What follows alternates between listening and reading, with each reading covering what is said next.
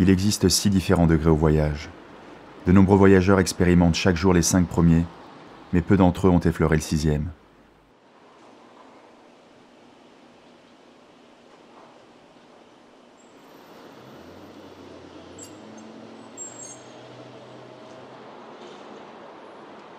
New York, 17h30. Je dois capturer chaque geste, chaque regard, chaque son. Mes derniers moments d'intimité avec la route. Dans quelques heures, je rentre. Le soleil de Brooklyn me brûle la peau et le souvenir lointain de mon départ sonne le glas d'une vie consumée trop rapidement.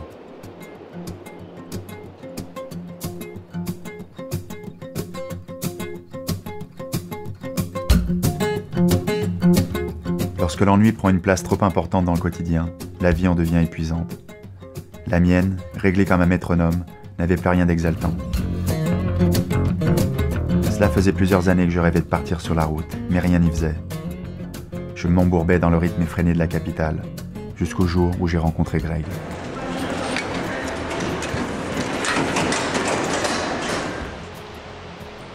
À l'époque, il travaillait comme gardien dans un parc de Saint-Germain. Excusez-moi. Bonjour. C'est pas autorisé de filmer dans le parc, je suis désolé. Il portait aussi peu d'intérêt à son travail que moi au plan que j'étais en train de filmer. Non, c'est pas pour moi. C'est pas pour moi. L'ennui fut notre premier point commun, le second étant le voyage. La discussion qui suivit notre rencontre n'a aucun intérêt, si ce n'est le fait qu'en quelques heures, il fut décidé que nous partirions ensemble sur la route. Greg avait des choses à me montrer, je décidai donc que la caméra ferait partie du voyage. Ces 4 dernières années, j'ai passé 2 mois en France, quoi, c'est tout. Et donc je suis rentré en France pour voir mes parents, ça faisait plusieurs années que je les avais pas vus. Puis je paye pas ma carte imaginaire, je me fais défoncer par la gueule par les flics, procès 3 mois après, 60 heures de tige, enfin je suis encore bloqué 1 an après, quoi. Par contre, au bout d'1 an, la justice me permet enfin de nouveau de quitter la France. Donc du coup, moi je reste pas, je vais pas rester dans un pays rempli de flics, de gens moroses. Attends, on est quoi? On est au mois de mai là. Regarde le temps qu'il fait, au mois de mai, c'est ridicule. Il me parlait souvent des personnages du livre Sur la route, écrit par Jack Kerouac en 1957. Alors t'en es où dans Sur la route? Sur la route fut le pilier d'une génération d'artistes libertaires qui se déplacèrent frénétiquement sur les routes reliant New York à San Francisco. Greg avait tout simplement repris ce concept en l'adaptant au niveau planétaire. J'ai de nouveau envie que les gens me sourient, j'ai de nouveau envie qu'il se passe des choses, que l'excitation soit quotidienne. Et de nouveau savoir ce qui se passe de l'autre côté du monde, quoi. Népal, Tibet, Chine, Laos... Plus j'avançais dans les écrits de la Beat Generation, plus il m'énumérait les pays qu'il avait traversés ou les drogues qu'il avait essayées. Héroïne, cocaïne, LSD, salvia, 2CB, 2CA, ecstasy, ajoli opium. Après des années passées sur la route, il lui était apparu comme une évidence qu'il existait 6 différents degrés au voyage. La veille du départ, Greg ne savait toujours pas quelle serait notre destination. Je sais pas ce que je serai dans 3 mois, donc il n'y a aucune raison que je me fixe une date butoir ou un lieu d'arrivée, quoi. Je quitte Paris, après je verrai bien où je vais. Et c'est là où ça va être intéressant.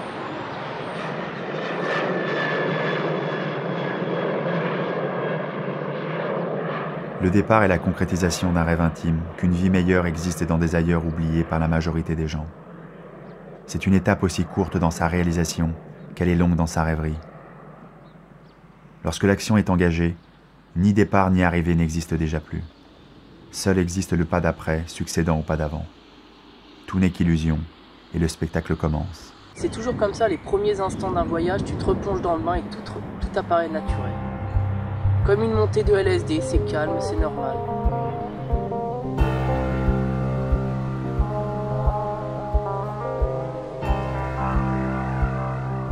De même que l'amour existe avant le sexe, le rêve précède le voyage. Une carte suggère des paysages, suggère des religions, des langues, suggère aussi des distances trop lointaines, des océans infranchissables. Une carte maquille le monde derrière un masque de couleurs, de noms et de routes. Une carte pousse à la connaissance physique de ce que l'œil imagine. Ce qui pousse au voyage, à la réalisation physique des tentations géographiques, c'est avant tout le pouvoir suggestif des cartes. Un nom de ville claque l'âme comme le sourire magnifique d'une jeune fille vous traverse le cœur. Les cartes nous montrent des oasis où nous pensons trouver la vie plus douce qu'ici. Il existe des ailleurs avec tout ce que cela comporte de variations morales, culturelles, religieuses, climatiques et géographiques.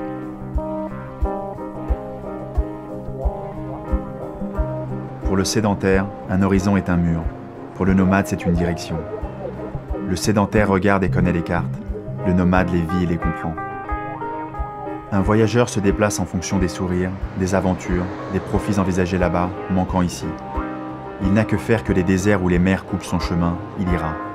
Une carte sert à rêver les déserts, non à les éviter. Pour embrasser le monde, il faut parcourir à pied ce que nos yeux ont balayé sur la carte. Les montagnes sont des seins qui tiennent dans le coin de l'œil, mais dont il faut des semaines pour en faire le tour. Ceux qui aiment le monde ne peuvent se contenter de le regarder sans le toucher. Il faut déchirer les cartes, oublier les chemins. Le voyage est avant tout la preuve d'un amour inconditionnel envers la terre et la vie. Avant d'être une quelconque fuite ou que des motivations humanistes poussent à sa réalisation, le voyage est l'acte d'amour au monde.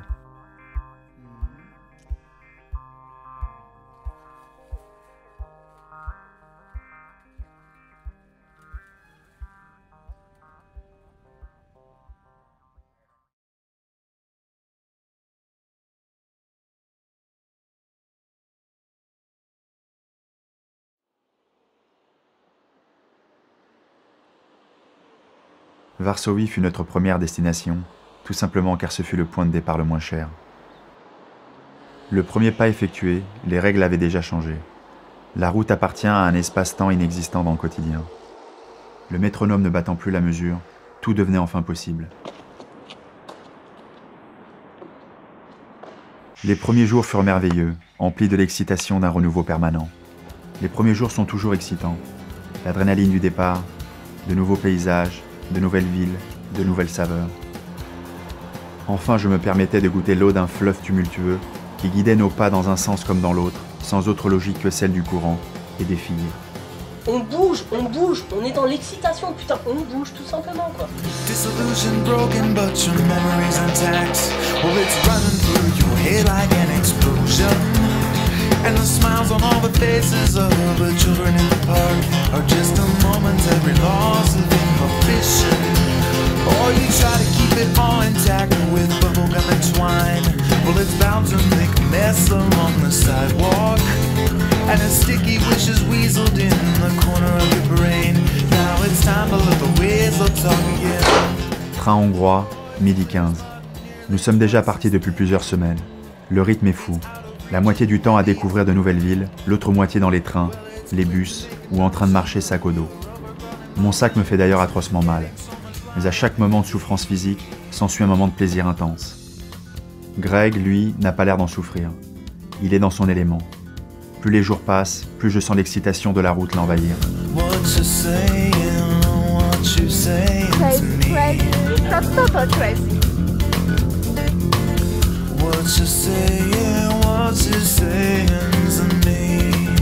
Obviously, the best vodka in Poland.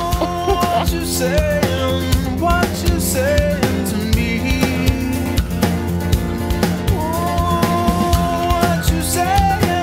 What you saying to me? I can't hear a word.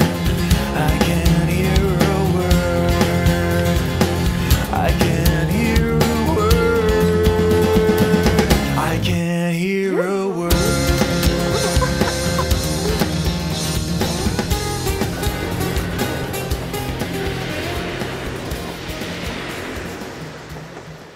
Arrivé à Budapest, Greg me dévoilait enfin notre destination. Notre départ avait réveillé en lui le souvenir de Baba Punda, un saint homme indien qu'il avait hébergé lors d'un précédent voyage. Il se sentait l'envie d'aller lui rendre visite à Puri, une petite ville située sur la côte est du sous-continent. Nous étions donc en route pour l'Inde et ses 1000 couleurs, mais pour rejoindre l'Asie, le chemin est long et il commence par l'ancien bloc communiste. À l'est, toutes les routes mènent au parti, mais à l'image du musée de l'ex-URSS de Budapest, qu'on a rangé bien loin de la ville par peur de voir ressurgir des événements trop douloureux, les nostalgiques du rideau de fer ne peuvent plus qu'entretenir le souvenir d'une utopie sanglante, rattrapée par un capitalisme douteux.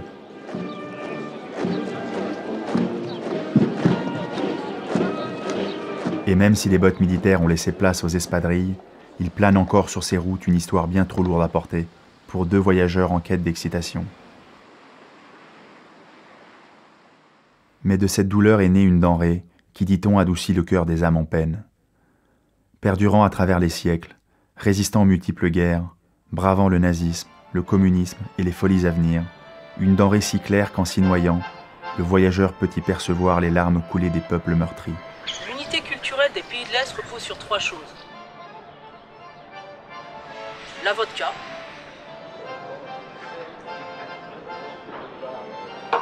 les jolies filles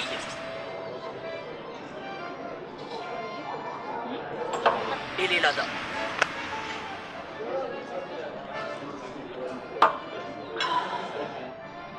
Un verre en entraînant un autre, Greg amplifiait sa soif inétanchable d'excitation, pour ainsi créer un mouvement permanent. Tracer en bagnole, c'est la même chose que tracer à pied. C'est voyager d'un point à un autre. On est en voiture, on est en avion, on est à pied, ça revient au même. D'un endroit A à un endroit B, c'est tout. On y va. Je ne peux pas m'arrêter 20 minutes, même un quart d'heure, même 5 minutes, et c'est pour ça que je parle tout seul là, parce que je ne peux pas m'arrêter, je peux pas, j'ai pas envie de m'arrêter. Si je m'arrête, je meurs.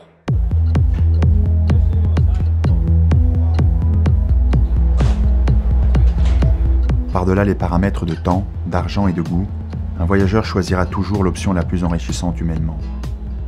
Avant même de penser au pourquoi il y va, le voyageur se demande comment il ira. Si le voyage est prometteur, il sait que la possible déception une fois sur place sera excusée par la beauté du voyage qu'il y aura mené.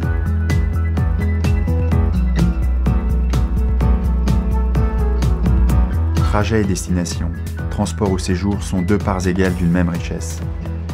Le temps nous dure, la fatigue nous éprouve, et les moyens de transport se succèdent. Voyager en train est long et monotone. En avion, c'en est froid et rapide. Faire du stop est épuisant, mais enrichissant au possible.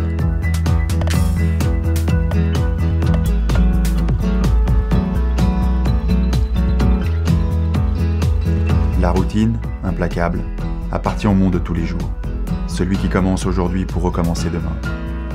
Le voyageur ne connaît de lendemain que celui qu'il désire.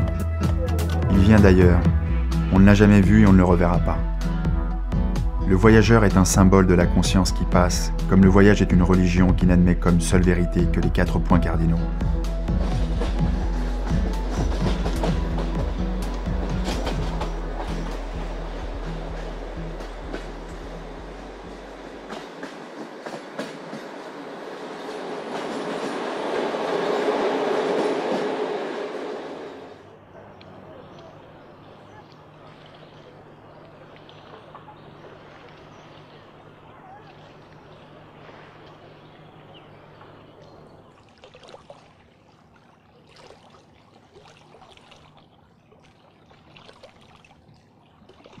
Satori, c'est un terme japonais qui est tiré du bouddhisme zen japonais.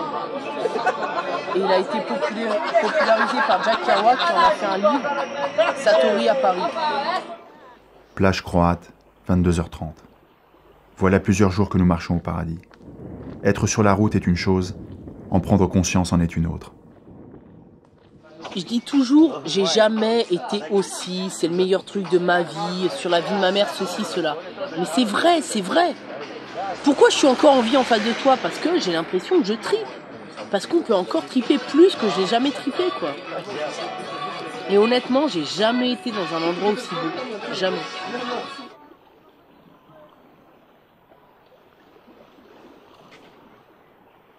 Satori à Paris, c'est l'histoire de 10 jours dans la vie de Kerouac, 10 jours en France. Et c'est franchement mauvais, c'est pas terrible. Il tripe pas autant la France qu'il aurait dû. Voilà, il est dans le même état que moi quand j'étais malade en Allemagne. Il ne peut pas triper, il ne peut pas. Il essaye mais il peut pas. C'est pas le bon moment, c'est pas son karma, quoi. Mais n'empêche qu'à un moment, il est en train de boire un whisky, un café parisien. Il boit son whisky, enfin son 5e whisky. Et il voit une jeune fille qui passe. Et elle est habillée avec un par-dessus bleu. Une jupe à carreaux bleus. Et elle fume une clope comme ça. Et soudain, il réalise qu'il est à Paris. Putain, je suis à Paris. J'ai mon whisky, je suis au café de Flore. il y a une très jolie fille, très stylée qui marche dans la rue, je suis à Paris. Et il réalise qu'il est à Paris. C'est Satori, tout simplement. C'est un court moment, qui est limité dans le temps, dans le lieu, dans l'action, un court moment d'illumination. Où pendant une journée, 1 heure, 10 minutes, tu connais une totale ouverture de ton sens, de ton âme, de tes yeux, de ton cœur, et tu te sens en totale osmose avec tout.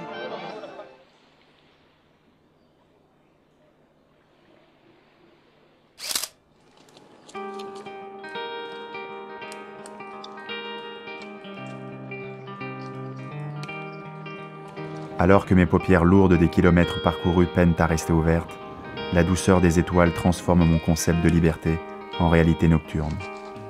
Where was my bed? Thought I was there.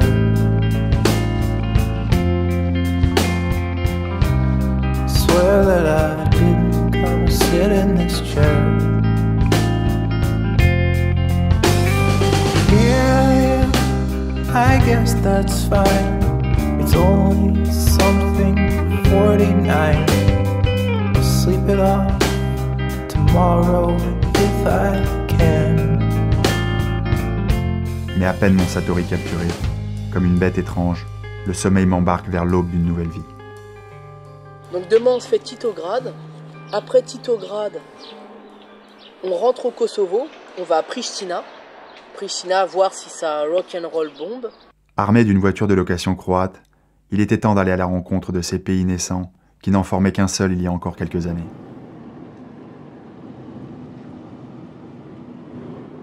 If you go, you and your friend, Croatia, Bosnia, Serbia, not politics, not Tito, not. It's a beautiful country, understand? La route nous détache chaque pas un peu plus d'une vérité qui nous est inculquée depuis notre plus tendre enfance. Mais ce serait un mensonge de se dire libéré de toute identité. You came here with no problems. You have your papers and you came here. If I have a Bosnian papers, I cannot go to France just like that. I want to shoot a movie in France and I can't. You know, I have to go take a visa and that takes money and time. And in the end, you don't always get your visa to go anywhere you want, you know? You just put your passport in your pocket and you travel. That is a really big advantage, and Bosnian people can do that. Les routes ensoleillées de Rio ou de Cancun sont évidemment plus prisées que celles de Pristina ou de Sarajevo. Mais sur la route, seules existent des sensations qu'il faut savoir apprécier le moment venu. Do you have university? Yes. Yes. Big university, Yes. good one. Do you have jobs? No. No jobs. So what the people are doing? Everything. Many people is walking like in the street. No.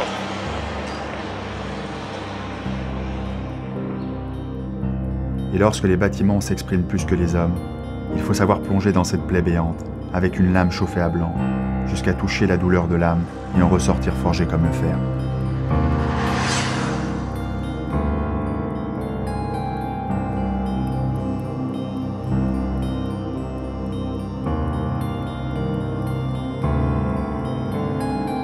We don't have the money for visa and everything, and if we want to travel, it's a whole lot of mess.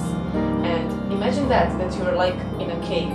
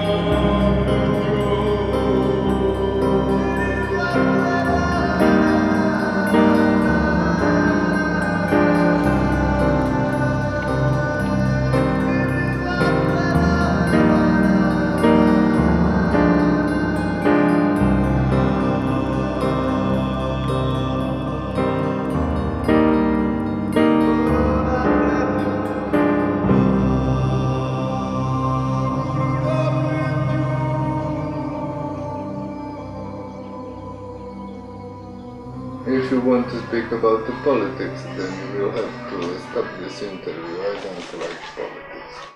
Mais derrière chaque douleur se cache une ivresse. Et le voyage aime à nous rappeler que chaque pays possède un plaisir à offrir aux voyageurs de passage. Du chorizo albanais, un pain rond, de la pâte pour faire des boreks. Si on rajoute la vodka croate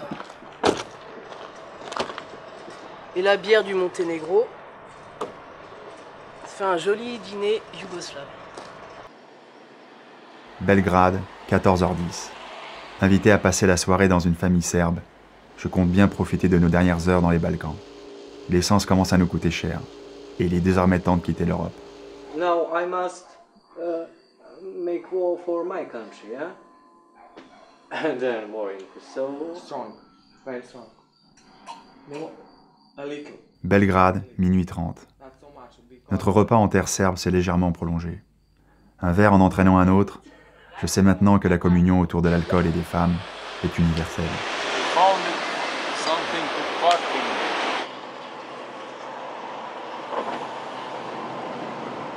En quittant ces terres, je repense à ce vieux Kosovar pris en stop, où toute la bonté d'un visage nous a parlé le temps d'un court trajet. 81 ans. Parlez français?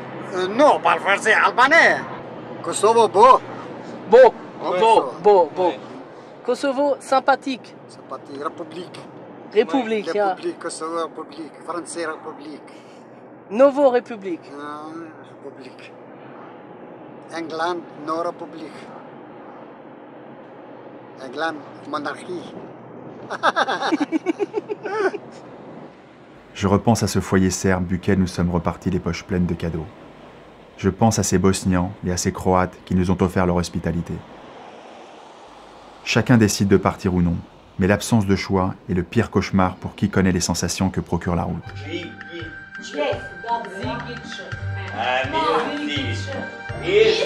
Maison de la Paris. Non, maison Altencula de la Paris. Il doit dire qu'il va aller au nord. Moi, ma façon de voyager, c'est l'excitation et le mouvement perpétuel. Harry man, who see this video, share a big kiss for me. Nema problema.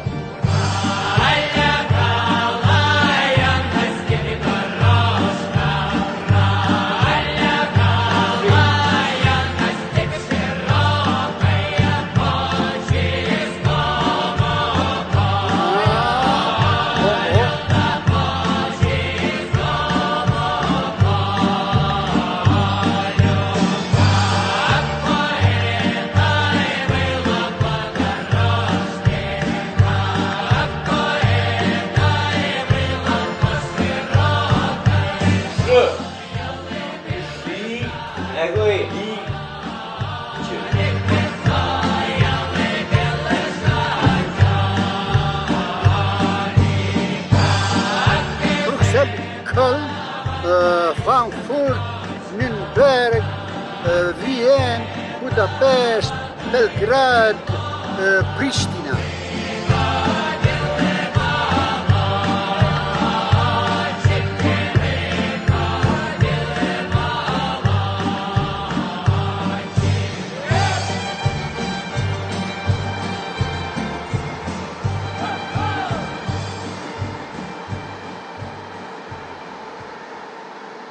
Notre descente vers le sud continuait. Chacun de nos pas nous éloignant désormais un peu plus d'un terrain conquis pour nous rapprocher d'un continent inconnu. Quand on mange un repas, il y a une entrée, un plat, un dessert. On va pas rester 3/4 d'heure sur l'entrée, il faut passer au plat. Et quand le plat est bien digéré, on passe au dessert, tout simplement. Et l'Europe de l'Est m'a vraiment plu, mais là, il faut passer à autre chose. Il y en a marre des blancs, il y en a marre des chrétiens, il y en a marre des orthodoxes. Faut aller voir les musulmans, faut aller voir les noirs, faut juste passer à autre chose, quoi. Depuis que la Bulgarie est dans l'Europe, depuis une douzaine de mois, c'est vraiment la porte de l'Europe. Là, on est vraiment, Svélingrad, ça a l'air d'être un petit village où il ne se passe pas grand-chose, mais c'est vraiment un endroit très intéressant parce que c'est la première ville européenne. C'est-à-dire, dès qu'on quitte la Turquie, on rentre en Europe à travers Svélingrad. Et pourtant, ça ressemble à une campagne. Il y a des ladas partout, il y a des flics corrompus partout, mais c'est bienvenu en Europe. C'est aux villes frontières qu'il y a le plus de flics. C'est aux villes frontières qu'on est regardé le moins agréablement. Et c'est surtout dans les villes frontières où on a le moins la possibilité de partir dans la campagne et de faire ce qu'on veut, quoi.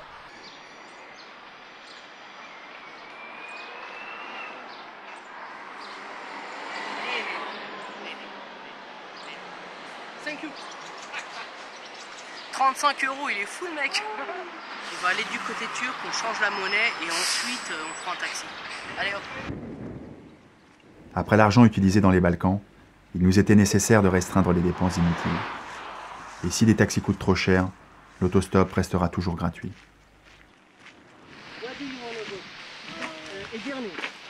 No. No? Fethiye. It's before Edirne? No, Antalya, south. South? Because maybe we can share a taxi, something like that? Yeah, no, we wait for a truck. Truck? Go to Izmir, yeah. Izmir, okay. So in any way you will not spend any money? No, we don't really need to. Okay. Where are you going? We are going to Istanbul, just Istanbul, but the taxi has fucking too much. Il faut parfois attendre plusieurs heures avant qu'un véhicule ne s'arrête. Et même quand la résignation apparaît, t'es sûr et certain que les mecs s'arrêteront jamais, donc t'essaies de t'imaginer qu'ils s'arrêtent et tout. il s'arrête toujours quelqu'un.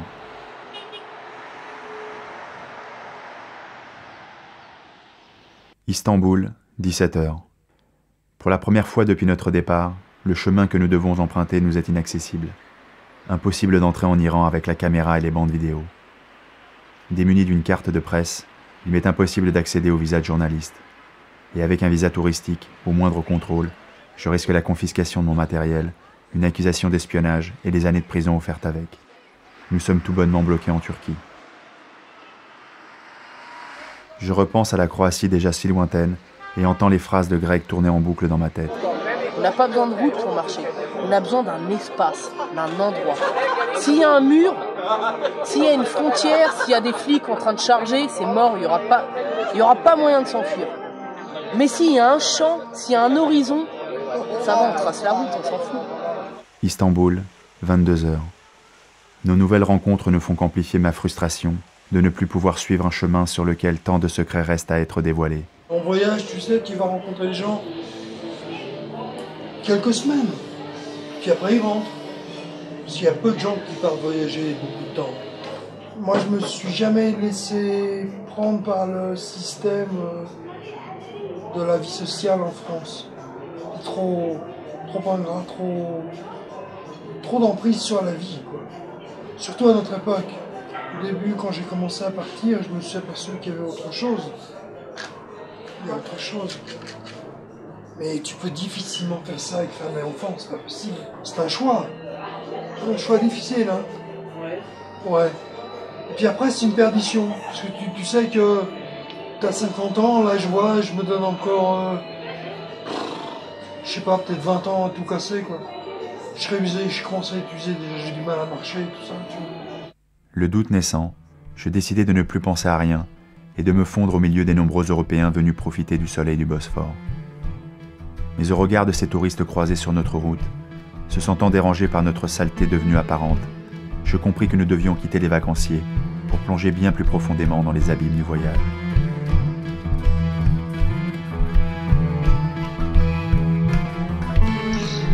Le vacancier ne souhaite que repos et nulle rédemption.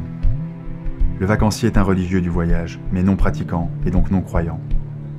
Le repos acquis, il retournera à son quotidien avec la résolution sincère d'un condamné repenti. Il n'est de généralité que celles observées. Il est donc fort à parier que bon nombre de touristes ont souvent la même attitude. Une farouche et idiote agressivité remplie de jugements négatifs envers les sociétés visitées, tant au niveau du coût de la vie qu'au niveau de la propreté des draps, de la qualité du service ou de l'état des installations électriques publiques. Certains usent le voyage comme moyen de se prouver que si ce n'est pas mieux ailleurs, c'est alors meilleur chez eux.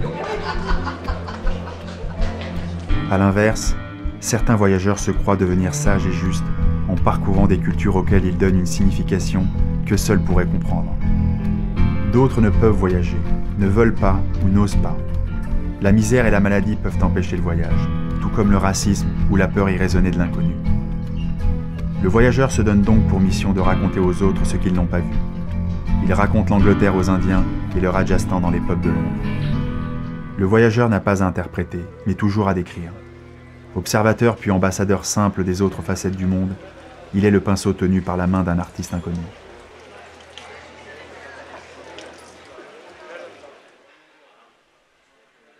Istanbul, 22h10. Notre nouveau chemin, dessiné dans la précipitation de rejoindre l'Inde, un nouveau sas d'Orient vient d'apparaître, Dubaï. Le moyen le plus raisonnable de rejoindre notre destination d'où nous sommes reste l'avion. Comme toujours, l'économie d'argent facilite notre choix. Et aussi absurde soit-il, prendre plusieurs vols à escale reste toujours moins onéreux qu'un seul et unique vol direct.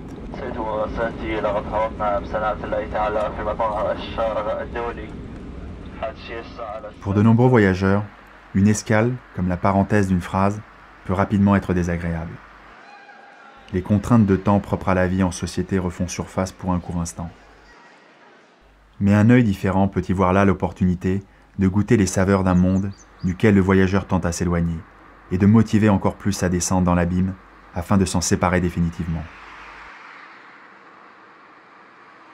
Dubaï, 15h30.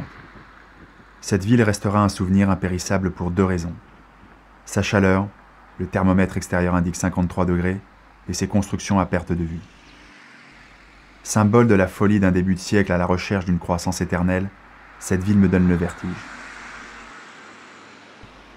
Je pensais arriver dans une ville du 3e millénaire, j'ai à la place un chantier interminable.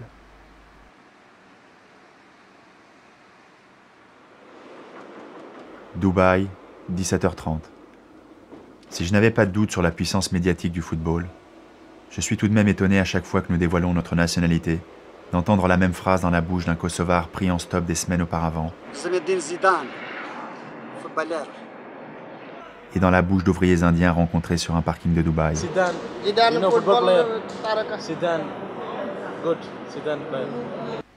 Notre avant-goût de l'Inde, quelques travailleurs venus s'échiner sous la chaleur des Émirats, pour retourner quelques mois plus tard dans leur foyer avec un peu d'argent en poche. Nous décollons dans 2 heures. J'inspire profondément. Il est désormais temps de plonger.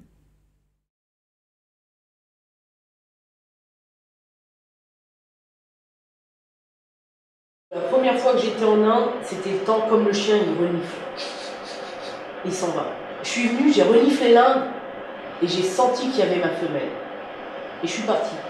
La deuxième fois que je suis venue en Inde, je suis venue pour mon amant, mon amante. Tu vois. Je suis venue pour ma dulcinée. Et finalement, je suis tombée sur une veuve qui avait autre chose à foutre que baiser avec moi. Pourquoi pas? Et là, je reviens une 3e fois avec toi, tu vois. Un parvenu au bras. Si je suis en Inde, c'est parce que pour la première fois dans ma vie, j'ai l'occasion d'avoir une caméra derrière moi et des milliers de gens qui vont voir tout ça. Et ce qu'ils ont besoin de voir, c'est le 3e, le retour. Si une fois j'ai découvert mon amante, la 2e fois j'ai cru trouver ma dulcinée, ça va être quoi la 3e fois? Le mariage. Forcément le mariage. Et s'il n'y a pas le mariage, c'est qu'on m'a menti. À mot offensé, moi je brûle tout. On va brûler l'Inde, mon pote. On se marie avec l'Inde ou on brûle l'Inde. C'est tout.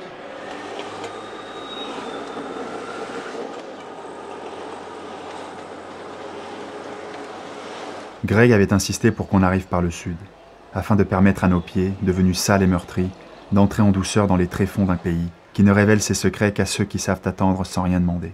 Ça, c'est dû au fait que, vu qu'on dort toujours dehors et qu'on dort dans les trains, dans les avions, ben, on ne peut jamais enlever les chaussettes et les chaussures, quoi. Donc les pieds gardent la transpiration, gardent l'humidité, ça donne des champignons, ça donne des brûlures. Et c'est complètement dégueu, mais ça fait pas trop mal. Après, il suffit de les mettre un peu à l'air et ça passe tout seul. Le sud de l'Inde est très touristique. Il n'est pas rare d'y croiser des Occidentaux venus profiter du soleil et de la mer. Nombreux sont également les Indiens du Nord qui viennent profiter du climat tropical du sud du pays. Nous venions de troquer les touristes d'Europe contre ceux d'Inde. Tu dois sûrement te poser la question comment ça se fait qu'on fait le tour des coins touristiques de Cochin. Tout simplement parce qu'on fait d'abord le touristique, puis le psychédélique et enfin le mystique. Chaque chose en son temps, c'est la devise indienne. Donc là, pour notre première semaine, on fait les coins touristiques pour se rendre compte que l'Inde est un pays extrêmement riche, très très photogénique et qui a vraiment gardé une culture ancestrale. On n'accède pas aux profondeurs de l'Inde en quelques jours. Et la patience est une arme qu'on doit bien vite acquérir particulièrement lors de trajets interminables. Contrairement à l'Europe, ici les villes sont séparées par des distances bien plus importantes, et les trains indiens sont aussi interminables que les distances qu'ils parcourent. Ils sont les artères qui relient les organes et le cœur de ce pays mystérieux. Moyen de transport principal car fiable et très peu cher, ils n'ont rien à envier à l'agitation des grandes villes. Et comme partout ailleurs, les classes sociales se côtoient sans jamais se mélanger.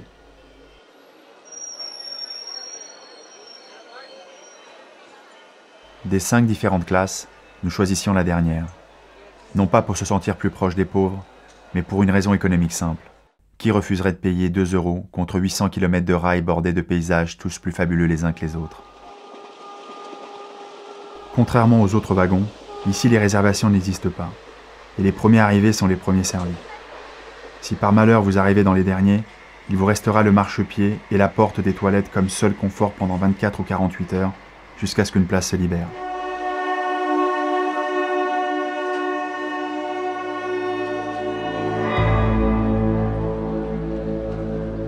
Lorsqu'enfin je trouvais une couchette libre pour accueillir mon corps cabossé, je laissais Greg à ses occupations, fermais les yeux devant le souvenir encore frais des paysages du jour, et bercé par le tempo régulier des roues de fer fracassant le silence de la nuit, mon âme s'évadait dans une solitude infinie.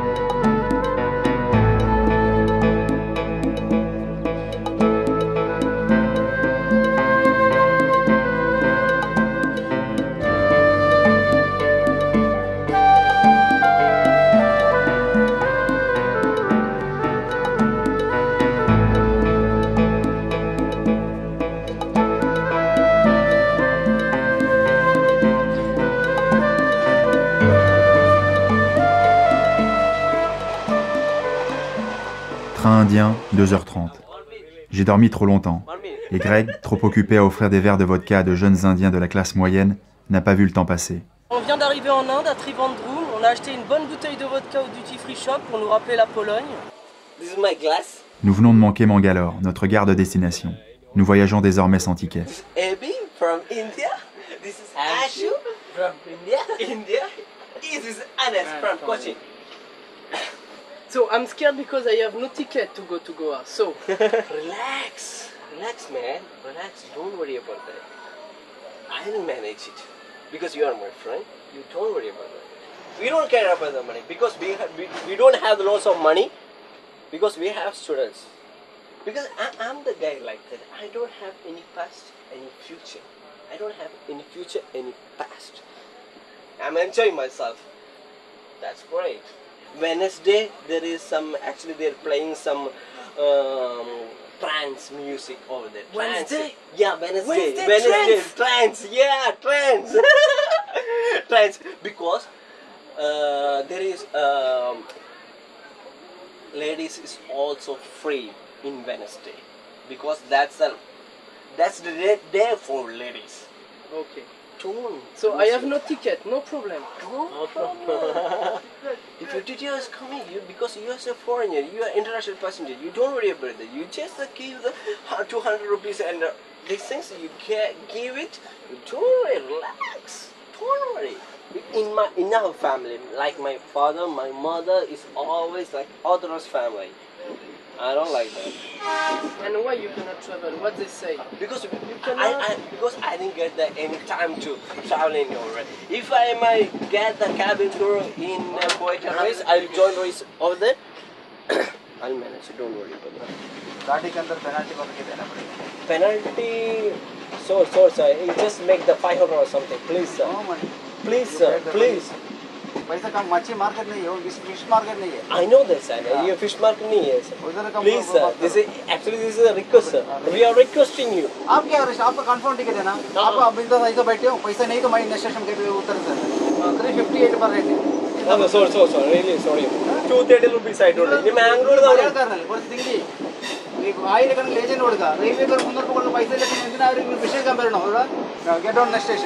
I know you have a good heart. I know that you have a good heart. He is my friend, right? Please, I love him very much. Nice time. Nice time. I had a great time with you. Seriously. You too, man. You too, man. Bye. L'improvisation continuait et la douceur de vivre persistait. Pourtant, plus nous approchions de l'océan, plus l'excitation qui nous animait alors se muait lentement en lassitude. Goa l'électrique, Goa la psychédélique, nous accueillait avec son hors-saison anesthésiant. Où était le prospectus alléchant, des rêves partis et des filles dansant sur les tables que nous avait vendu le jeune étudiant du train?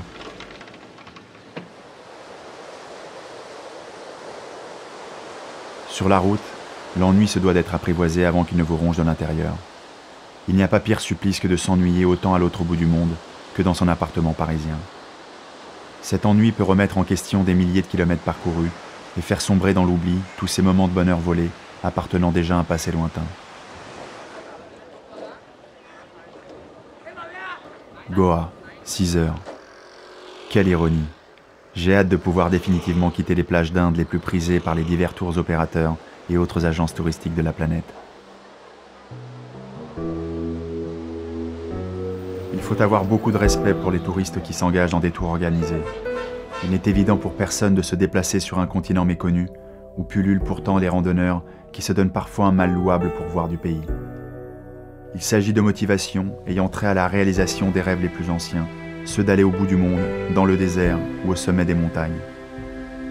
Ces voyageurs pourtant recherchent une réalisation facile de leurs rêves.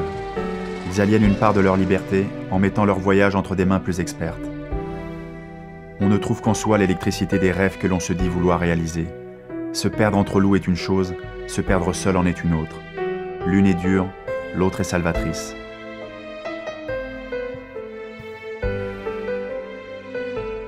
Le rêve n'est que souffrance. On souffre de ne pas pouvoir réaliser nos rêves. Puis on souffre si l'on s'en donne la chance pour les réaliser. Enfin, on souffre de les voir s'enfuir une fois entreaperçus. Le voyage est l'égal du rêve dans sa somme de souffrance. Certains voyageurs s'y habituent, d'autres y prennent même goût. Voyager n'est pas une qualité ni même une fierté. C'est bien souvent un vaste plan de fuite. Pour ne pas mourir assis, nous courons à en perdre haleine.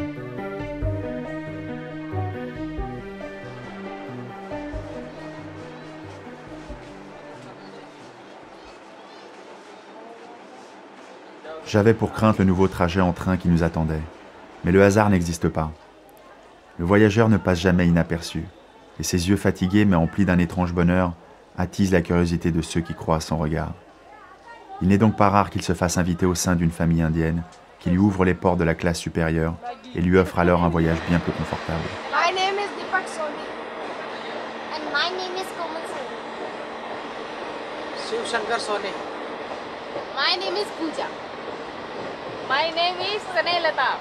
Dans sa religion du voyage, Greg m'avait expliqué qu'il entrait dans les trains, comme certains entrent dans des églises. Many people go to church, but they are nothing feeling.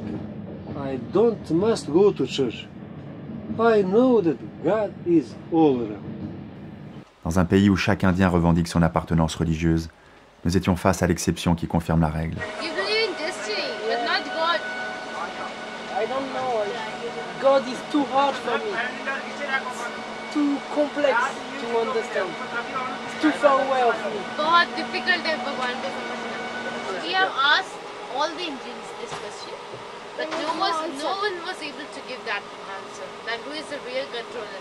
Many answers arise, but main reason is not no one knows. That's what my father wants to know, so he's writing the book. Why you do it alone, Aika? आप अकेले क्यों करना चाहते हो? तू सबको No guru, no sadhu. वगैरह कोई नहीं है. कंफ्यूजन करे हर आदमी की जो है Actually, थिंकिंग all अलग अलग have, है actually he wants to tell that all have different types of thinking. All people have different types of thinking, gurus and all type. So he just want to say that I confused. he is confused by all. So he just want to create by his own mind. He want to just like it. then he wants to get the answer right. That who is the real controller. So we are not free. We are not free of the past and not of the future. We are not free of the past and future also. We are not free. We are under the control of something. And then he says that if we will know the answer, all different religions will not be there. If people will understand that main book, then all different religions will not be there, different castes will not be there. Then he will be very happy.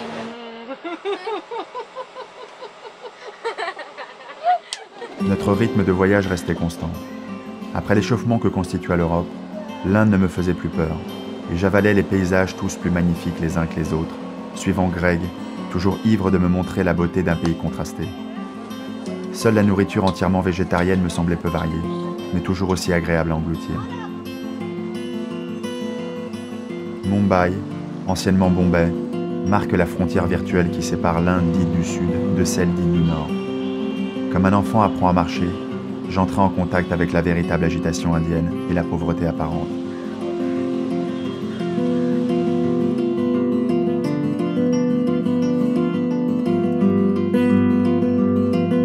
À l'image du svastika, symbole de chance et de prospérité, d'un signe de tête dont le sens exact m'échappe encore, j'apprenais à déchiffrer les figurations d'une société incompréhensible pour un nouvel arrivant.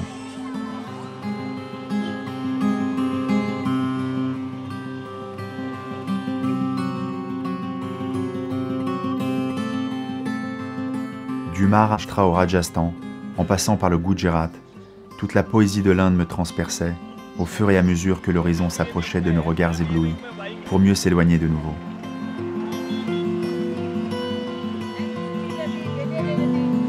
Sautant d'une beauté à l'autre, Greg, par le mouvement constant qu'il donnait à notre voyage, avait créé un univers parallèle dans lequel je me sentais prendre place confortablement. Plus la fatigue usait mon corps, plus la chaleur m'étouffait, et plus mon cœur s'ouvrait pour mieux percevoir une lumière invisible à la rétine. La drogue devint le quotidien de Greg, s'adonnant au plaisir des substances trouvées sur notre chemin, mais n'entravait jamais notre liberté de mouvement. Tant que l'on suivait la route qui nous était destinée, je ne pouvais qu'exprimer une gratitude infinie envers un compagnon de route qui était à l'origine de toutes les merveilles déjà traversées.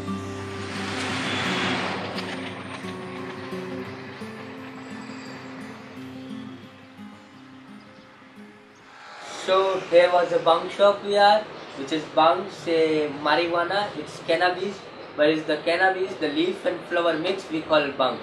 So that is the bang. And in India it's legal because in India it's like a part of culture. And the very important of this, the god Shiva. The god Shiva used bang. So there was a bang lassi, which is made with the yogurt, sugar, banana, if somebody like, then magic, that's it. So the lassi we get the different strength. We are start from baby strength, like especially for Japan and Korea, because they get a small eyes, so we can make baby lassi. Then we get medium, strong, super duper sexy strong, and then full power 24 hours, no toilet, no shower. And then we get nice cookie, chocolate for takeaway, and it is especially very good for camel safari and good for long journey. Because when you eat cookie, sit in camel, not like camel, you feel like flying carpet. So it is very good for desert. So have a good enjoy. Full power. Ok. Good taste? Yes, yes. Ça a vraiment le goût d'herbe. En fait, t'as l'impression de boire un sirop à l'herbe.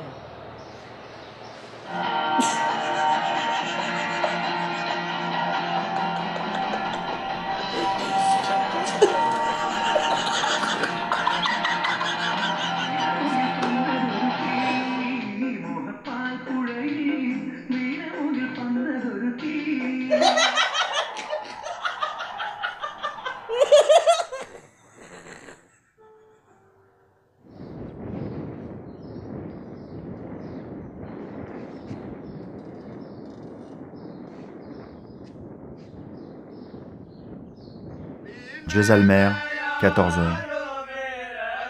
Nous venons de pénétrer dans un ashram, lieu de prière où se réunissent les notables indiens pour chanter le livre sacré, la Bhagavad Gita.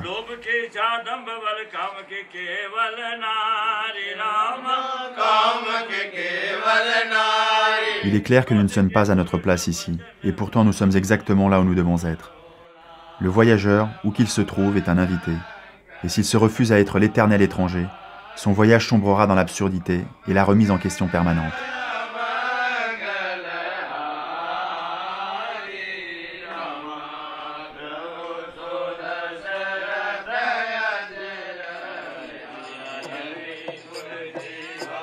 Les chants du désert du Thar faisant écho à ceux des forêts de Jaipur, nous approchions les sadhus bienveillants, moines errants dévoués à Vishnu ou Shiva, récitant la prière du matin au soir à travers les vapeurs de hashish sorties du shilom sacré.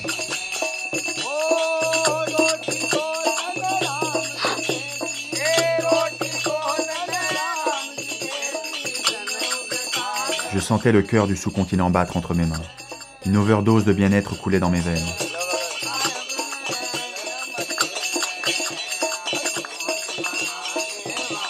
Mais lorsque le voyageur sent naître en lui un bien-être si intense, jusqu'à lui faire oublier son état d'épuisement et de saleté, il touche du doigt les sommets encore inconnus du trip et ne peut que redescendre.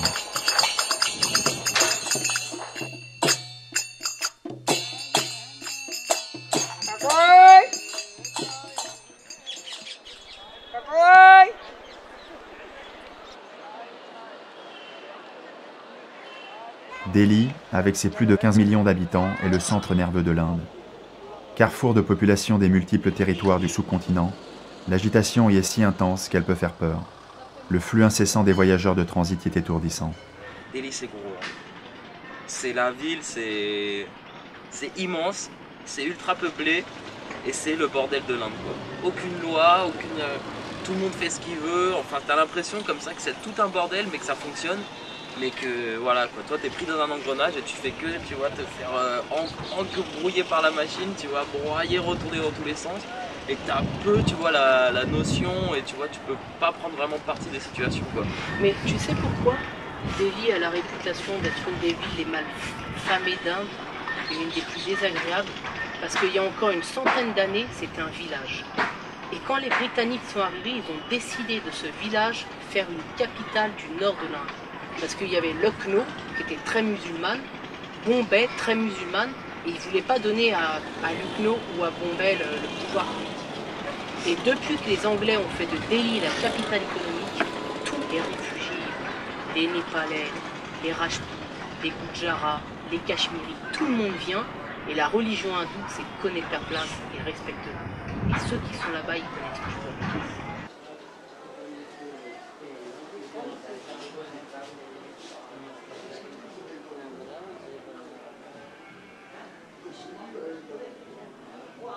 On est dans la ville la plus polluée d'Inde, la plus serrée, la plus renfermée, dans l'hôtel le plus miteux, les toilettes les plus petites, les draps les plus fins, avec la drogue la plus dure.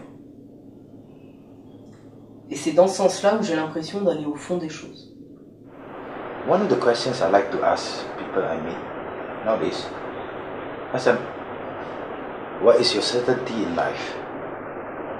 So most of them don't really have that answer. Then they ask me, what's yours? I just look at them and say,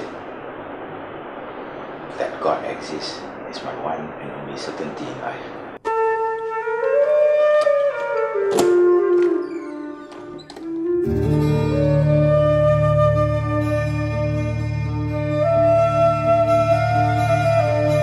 C'était mon premier voyage en Inde et j'avais rencontré un hippie dans l'avion. Il m'avait dit, bah, si tu veux, on paye tous les deux le taxi, on divise par deux et puis je peux te montrer un hôtel, il est vraiment pas cher. Tu peux passer une nuit là et puis ensuite, demain tu peux partir faire ce que tu veux. Je lui ai dit ouais, nickel. Lui il restait pas, il partait le soir tout de suite pour les montagnes.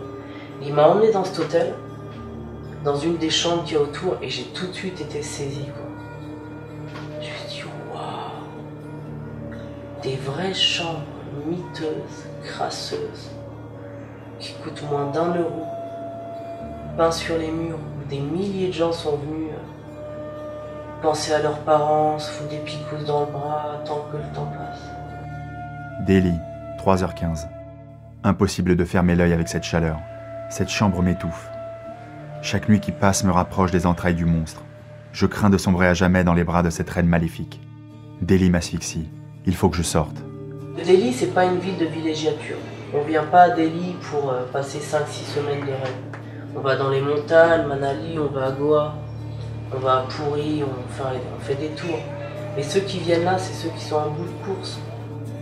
Ils ont fini, ils attendent de repartir. Ou bien alors ils viennent d'arriver, mais qui sont déjà arrivés, qui sont déjà trop arrivés. Quoi. En Inde, il y a l'hindouisme, il y a toute cette acceptation du karma et de la pauvreté. Il y a aussi un pays culturellement très authentique. Et il y a aussi moult et moult drogues.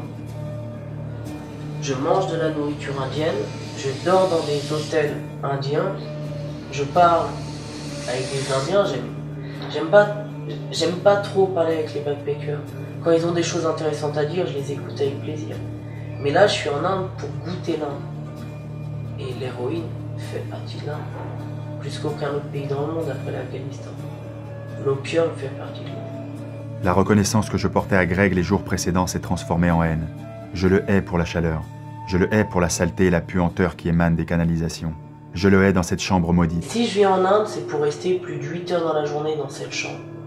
Parce que cette chambre, dans cet hôtel, Navrang Hotel, tu retrouves ça nulle part ailleurs. Même à Varanasi, de mes petits voyages que j'ai faits, j'ai jamais rencontré un hôtel qui a une telle atmosphère, une telle force. Tu sors dehors, tu vois des vieux mecs de 60, 60 ans, barbe jusque-là, blancs, tu vois, occidentaux. Qu'est-ce qu'ils foutent là? Quelle est leur vie? T'as tout un livre de Dostoïevski en bas. C'est des gens qui prétendent écrire de la poésie. Mais rien que d'être dans la situation de prétendre écrire de la poésie, c'est parfait. Les rues de Delhi comme un torrent de lave. Cette chaleur n'a donc pas de limite. Chaque silhouette croisée comme les fantômes de mon imaginaire. Les âmes déchues me prennent par la main. Quelle fournaise! Ça y est, je le sens. Le feu à l'intérieur, je le sens.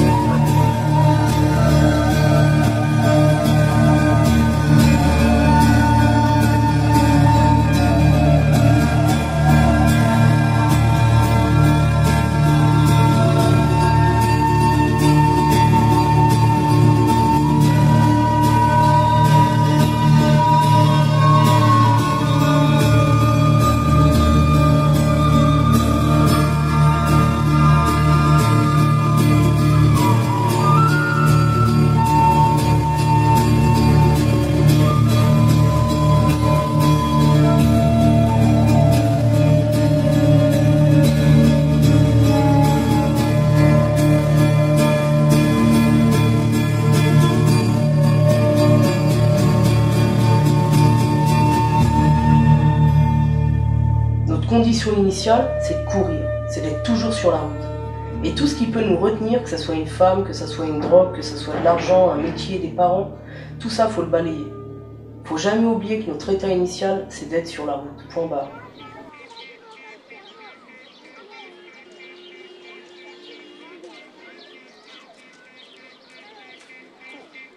Srinagar, 18h. Après avoir senti les entrailles de Delhi, nous parcourons désormais le jardin d'Éden. Je profite de ce paradis d'eau et de verdure pendant que Greg retrouve sur notre chemin quelques connaissances passées avec qui il a partagé les paysages de ses précédents périples. Ils payent un tribut à leur trip. Leur seule envie dans leur vie, à tous ces gens-là qu'on a croisés, leur seul but, c'est l'excitation. Passer un bon moment. Passer un moment qui vaut le coup d'être vécu. Et si la mort se présente le lendemain matin, il va accepter la mort. Parce que le moment vécu est tellement dingue qu'il suffit à une vie. Ils sont prêts à se ruiner physiquement avec les drogues. Ils sont prêts à taper sur leurs compagnons. Ils sont prêts à voler, à n'importe quoi. Même à perdre leur âme et à s'ennuyer. Et à ne ressembler plus qu'à des logs qui répètent toujours les mêmes histoires de junkies. Mais ça, c'est le tribut à payer pour l'excitation. On est à la recherche des différentes facettes de l'Inde. Et ça, c'est une des différentes facettes de l'Inde. Des junkies complètement dingues qui meurt de crise cardiaque à l'autre bout du monde. Ça, c'est une partie de l'Inde. Bon, maintenant, on va voir autre chose. Faut toujours voir autre chose. En rien, je m'arrête de toute façon.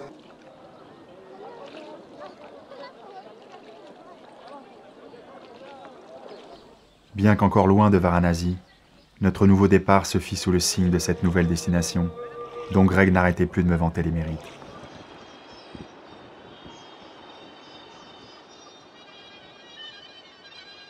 Leh, 23h10.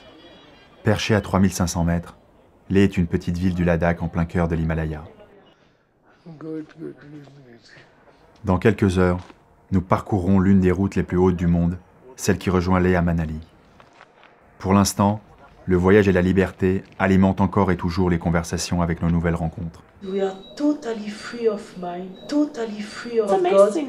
Just enough money to save and travel around and seeing the country falling down. But I think it's amazing because I think the first step to find yourself is to get lost. I mean, it's amazing because no one is telling you what to believe, what to do. You know, you discover it yourself, and then you can decide. I'm actually always going to places very underdeveloped, like where I can be in contact with the nature. And I don't like cities, basically, big cities where, you know, everybody's working hard, desperately for making money, and at the end life is more working for surviving than enjoying, you know. No one really know what they don't really know what they want because they just have to survive and making money, and they are, most of them, especially in West, trying to get like social status. So it's like, okay, I need to study to get a good job, to have a good social position. I think it's between like money and social status the story.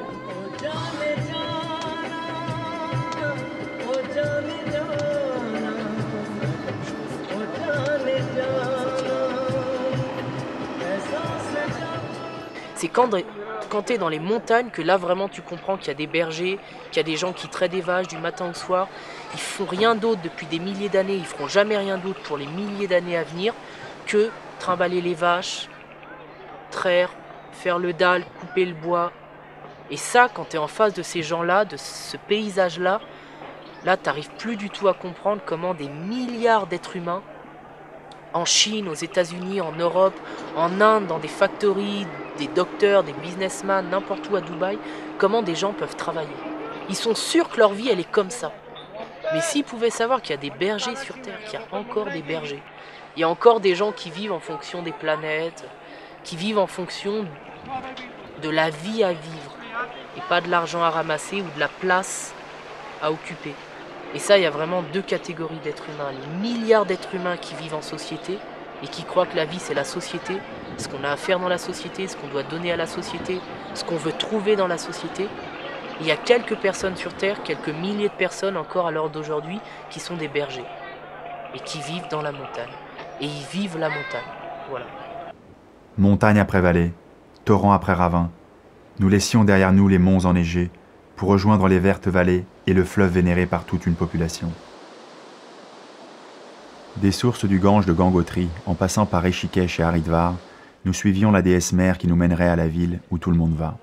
Varanasi, c'est la ville en activité la plus vieille du monde. C'est-à-dire qu'à l'époque où Jésus détruisait Jéricho, Varanasi était encore sur pied. Et l'ancien nom de Varanasi, c'est Bénarès, parce que les Anglais avaient du mal à prononcer Varanasi, donc ils disaient Bénarès. Et le nom encore plus ancien que Bénarès, c'est Kashi. Kashi, en sanskrit, ça veut dire la ville où tout le monde va. C'est pas la ville du business, c'est pas la ville de la langue, c'est la ville où tout le monde va. L'excitation soudaine que je percevais dans les yeux de Greg s'amplifiait à mesure que nous approchions de la cité millénaire de Varanasi, dans laquelle il s'était déjà initié à un extrême dangereux. Je suis allé là-bas pour une expérience, pour une vraie expérience d'hédonisme forcené. Je trouve que quand tu infliges à ton corps une souffrance telle que tu frôles la mort, mais pourtant ton esprit est si heureux qu'il en réclame encore, quand tu es dans cette situation paradoxale-là, quand tu es vraiment au centre des deux extrémités de la vie et de la mort, de la volonté de vie et de jouissance, et en même temps de la déchéance physique, c'est une expérience fantastique. C'est une expérience fantastique, ça vaut tous les Schopenhauer. Ça vaut toutes les bibliothèques de la Pléiade. Là, tu vis Lautréamont, le conte de Lautréamont. Cette âme un peu vampirique qui erre de marécage en cherchant une âme, une raison d'être. Je t'assure que quand tu frôles l'overdose, il n'y a plus de raison d'être ni quoi que ce soit. Hein. T'as plus envie de rester en vie et t'as pas envie de mourir. T'es juste en train d'attendre que ça se passe et t'en jouis. C'est ça qui est dingue. Notre destination s'approchant à grands pas, sous le regard étonné de Shiva, les habits oranges des pèlerins apparaissaient à nos yeux comme les fruits trop mûrs d'un curieux arbre mystique.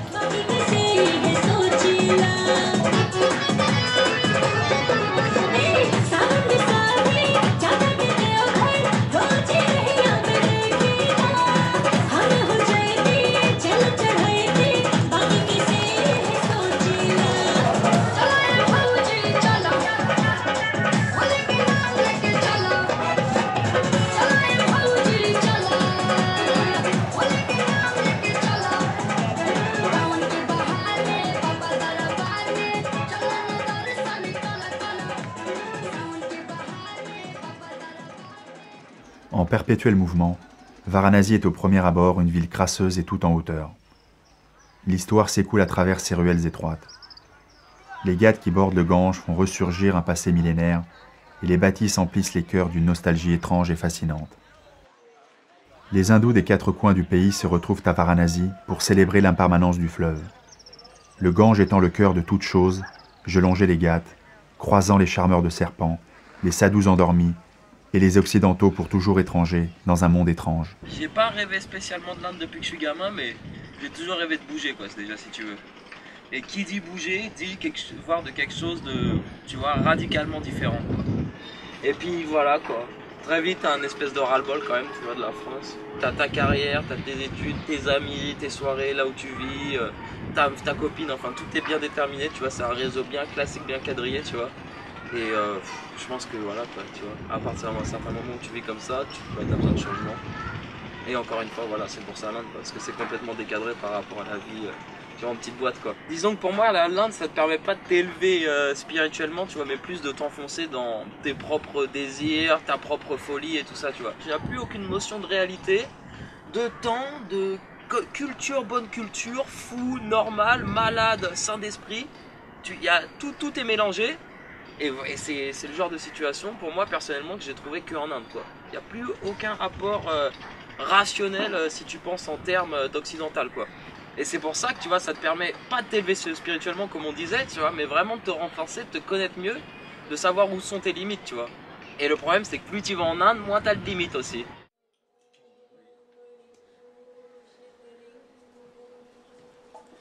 Varanasi, minuit 30. Bien loin des auberges pour touristes en soif de spiritualité, la Kumiko Guest House est un bout de Japon en plein cœur de la ville. Voilà plusieurs jours que nous y séjournons, et Greg, sous l'emprise d'un nombre inconsidéré de substances, est en train de s'éloigner du chemin que nous suivions jusqu'alors. Varanasi avait ouvert une porte vers une autre dimension que Greg s'apprêtait à franchir sans hésitation. Né de l'imaginaire fou de William Burroughs dans son livre Le Festin nu, l'Interzone, dirigé par le Dr Benway, est un pays ancré dans l'esprit de chaque junkie et où la folie opère en maître.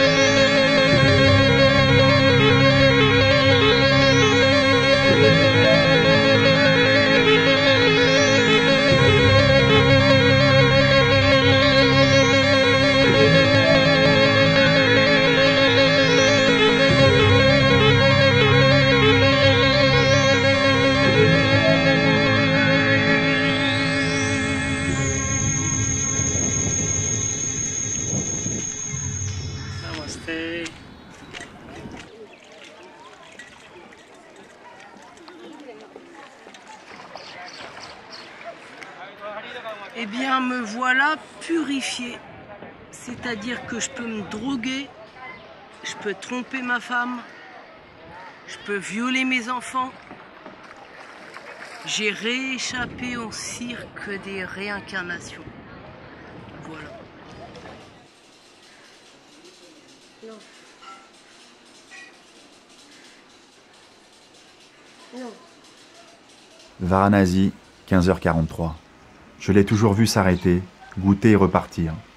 Mais cette fois-ci, l'héroïne a pris le dessus sur toutes les autres drogues, et Greg devient obsédé par une soif permanente de surdose. J'ai plus rien pour triper, être là. Putain, mais tu te rends compte, putain? Mais dis quelque chose. La puja est une cérémonie d'offrande et d'adoration, célébrée quotidiennement par les hindous envers leurs divinités respectives. Celle de Varanasi est l'une des plus importantes.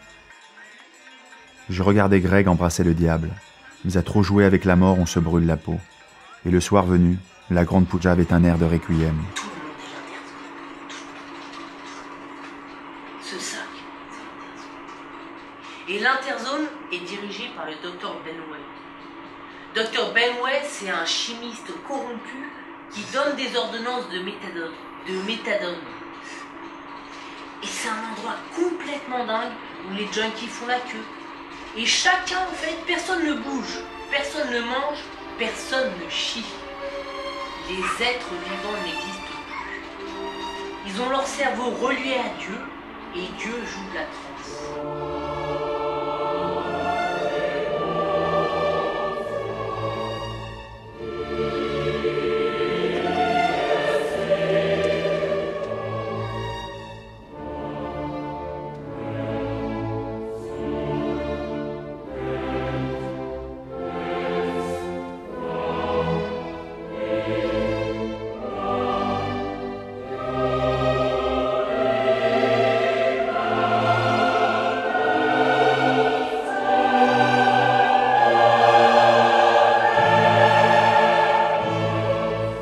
Les hindous brûlent leurs morts en bordure du Gange avant de rejeter leurs cendres au fleuve. Et pour diverses raisons, certains corps ne peuvent prétendre au feu purificateur qui libérera l'âme du cycle des réincarnations et sont directement jetés à l'eau. En période de mousson, le Gange fait remonter à la surface ses cadavres qu'il dépose délicatement sur la plaine en face de la ville. Varanasi consumait Greg sous mes yeux fascinés par la puissance des éléments qui se déchaînaient en lui.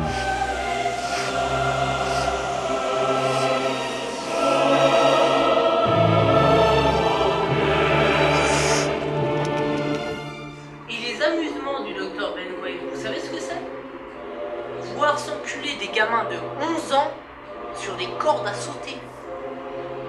Des cordes à sauter.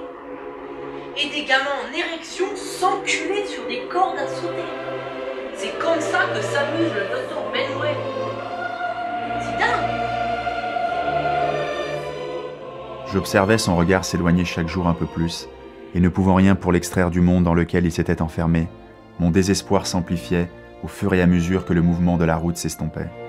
J'aimerais que tous, tout le monde, vous, mes parents, mes copines, tout le monde disparaisse et que je m'endorme pour tout.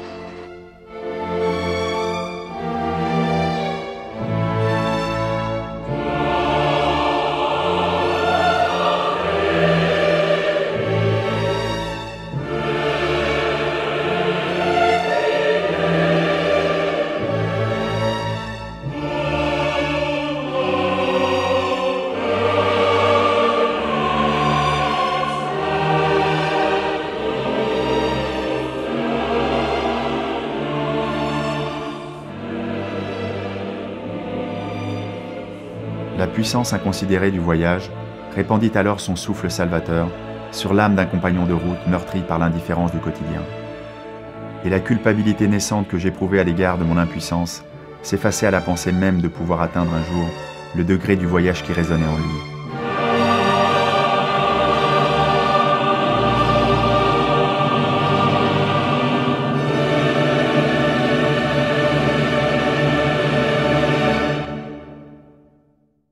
Tu m'as demandé de faire un film sur l'absolu, sur les junkies, sur le voyage. Sur un truc qui n'a aucun sens, mais à quoi tu t'attends? quoi tu t'attends? Tu crois qu'on va se doucher tous les jours? Tu crois qu'on va être en forme? Mais la vie que t'as envie de filmer, c'est celle-là, putain. C'est n'importe quoi. Tu filmes n'importe quoi. T'as choisi de filmer n'importe quoi. Et hier, tu m'engueulais, tu me disais, arrête de prendre de l'héroïne. Quand tu prends de l'héroïne, ça te rend dingue. Mais arrête ton film. Arrête ton film, c'est tout. En fait, à la base, je comptais continuer à vivre cette vie indéfiniment. Voilà, genre, année après année, aller d'un continent à l'autre. Et un jour, tu m'as proposé de faire un film. Et je me suis dit, ok, c'est le bon moment pour arrêter ça. Donc pour moi, ce film, c'est le best-of.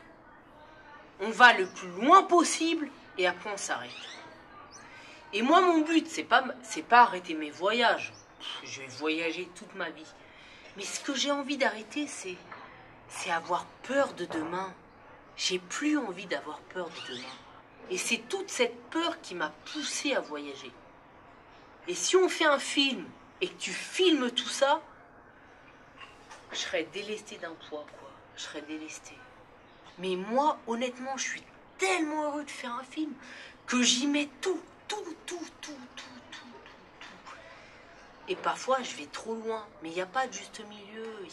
J'ai pas de juste milieu, quoi. J'ai pas de juste milieu. Et alors, justement, parfois, je vais trop loin. Et parfois, les gens me disent, Greg, il fait n'importe quoi. Il est ingérable. Et j'ai envie de vous dire, mais bande de fils de pute. Vous vous amusez grâce à moi. Vous êtes là grâce à moi. Si j'étais pas là, vous seriez dans une guest house de merde. Donc tu vois ce que je veux dire. Mais là, pour notre film, malheureusement, je suis peut-être allé un peu loin. Je suis toujours rentré dans la drogue de la façon la plus extrême possible. De la façon même la plus rituelle possible. C'est-à-dire, j'ai une nuit devant moi, j'ai telle drogue et je vais aller le plus loin possible. Et le lendemain, c'est fini. Et ben là, non. J'étais entouré de la ville la plus mythique du monde, la plus ancienne, la plus forte. Donc j'ai continué l'héroïne. Et j'ai fait le con avec l'héroïne et je pense très clairement que l'héroïne peut me faire dépasser mes limites. Et un jour, je vais me tuer tout seul. Depuis les montagnes à Gangotri jusqu'à aujourd'hui, je n'ai plus aucun souvenir. Et moi, j'ai envie de m'amuser. Moi, j'ai envie que ma vie soit un cirque. Moi, j'ai envie de vivre, j'ai envie de me souvenir. Quand on est arrivé à Varanasi, je suis trop rentré dans l'Inde. Donc maintenant, j'attends qu'une chose, c'est d'en sortir, quoi. Non, mais Varanasi était très fort. Et du coup, on ne peut pas aller plus loin et plus haut que Varanasi. Et de toute façon, on n'a pas envie d'aller plus loin et plus haut. On a juste envie de passer à autre chose.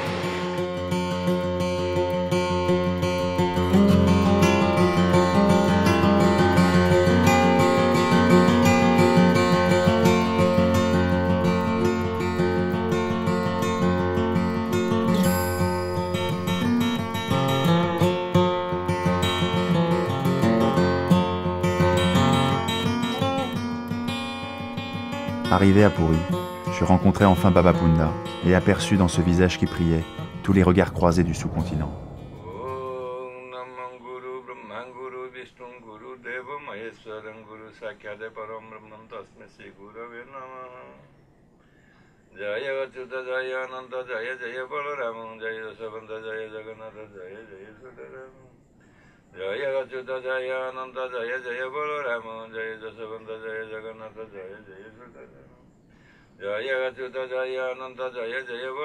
Le dernier visage indien dont je devais me souvenir resterait celui de ce Baba tant attendu, qui me permit de survoler un pays dont les secrets resteront à jamais sauvegardés des Occidentaux trop curieux.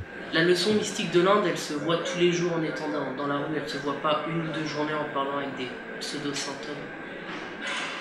Là, je m'en suis vraiment rendu compte cette fois-là, plus que tous mes autres voyages. L'Inde, c'est vraiment un pays qui te permet de faire n'importe quoi. Tu peux faire n'importe quoi, t'es toléré par tout le monde. t'es tellement pas dans leur univers, tu fais tellement pas partie de leur monde que tu peux faire autant de vagues que tu veux, tu restes dans ta petite baignoire. Et dans ta baignoire, après, libre à toi de couler, de faire la brasse, de jouer avec ton petit canard. Et finalement, bon, j'ai beaucoup plus appris sur moi en voyant comment mon attitude profondément stupide et incorrecte pouvait être tolérée qu'en parlant avec des sadhus enfumés ou avec des santons.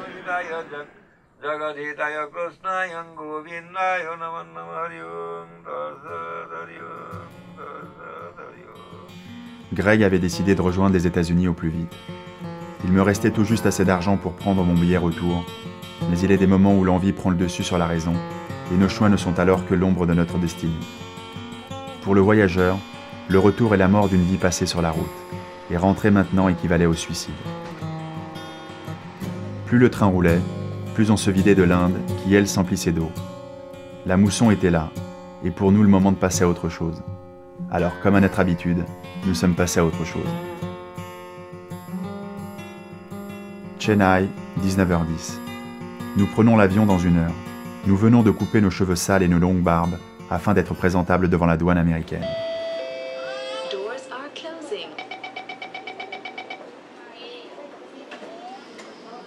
San Francisco se mérite, et le retour à la modernité fut violent. D'avion en avion, de décalage horaire en décalage horaire. Le lundi en Inde, le mardi à Singapour, le mercredi dans les airs, le jeudi en Chine, le vendredi dans les airs. Nous remontions le temps à travers les fuseaux horaires du Pacifique et côtoyions les voyageurs de notre temps, businessmen et hommes politiques en attaché-case. Le travailleur moderne peut également être voyageur, mais son voyage n'est souvent que le rouage d'un tout autre but. Rendez-vous d'affaires, reportage photo, meeting politique. Le travailleur a souvent l'esprit trop occupé par sa destination et ce qu'il a à y faire pour apprécier le voyage qui l'y mènera. Il est intéressant de remarquer que les hommes d'affaires portent toujours le même vêtement qui les définit dans n'importe quel pays du globe. Et à l'égal des touristes, ils ne sortent que rarement du quartier dit d'affaires qui leur est réservé. Et si les apparences sont parfois trompeuses, il est une certitude que le costume cravate est toujours mieux accueilli par les douaniers qu'un routard mal rasé. Tant il est vrai que la vie se travestit elle-même d'une morale à l'autre, d'un sens commun à l'autre, le voyageur doit savoir se travestir et ressembler à celui qu'un autre veut accueillir. Voyager est un grand carnaval où chacun peut à l'occasion se masquer pour mieux s'adapter. Il est libre dans le choix glacial de chaque lever de soleil. Il est libre de chaque pièce dépensée et dans chaque paysage traversé. Il est libre de descendre du bus, de marcher et de dormir où bon lui semble. La seule fierté du voyageur est de ne pouvoir référer qu'à lui-même de ses actes et d'emporter seul la responsabilité en cas de réussite ou d'échec. Passengers who are continuing their journey towards Bugis, Pasir Ris or Changi Airport, please proceed to platform D. La vie ne vaut d'être vécue que si elle nous est puissamment personnelle et que ses formes et couleurs en sont extraites de notre propre palette et non d'une sérigraphie industrielle. Le voyageur dénie à quiconque le droit de l'empêcher de prendre la route et de poser ses pieds où bon lui semble.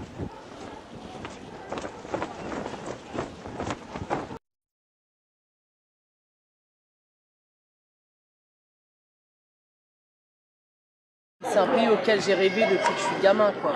C'est pas juste un pays qu'on traverse. C'est pas comme Singapour ou Pékin, quoi. C'est pas juste un endroit où on va et où on regarde, quoi. C'est un pays qui a fait ma jeunesse, qui a fait mon adolescence. Et quand on est né en France, on est nourri de culture américaine. On regarde la télé, on tombe sur des séries américaines. On cherche un boulot, on est dans le monde libéral américain. Donc finalement, on est des fils de l'Amérique. Et donc, aller aux États-Unis, c'est comme aller à Rome il y a 2000 ans, quoi. C'est aller voir ce qui se passe dans le pays qui dirige le monde. Donc c'est un pays qui, pour moi, est totalement différent de tous les autres, quoi. Avec San Francisco, nous rejoignons également les hôtels crasseux de la 6e avenue. Dans un quartier connu pour ses dealers, ses putes et ses fusillades, ce fut notre unique nuit d'hôtel. San Francisco est une des villes les plus chères des États-Unis. Et comme l'avait prévu Greg, après avoir été des riches parmi les pauvres, nous serions des pauvres parmi les riches.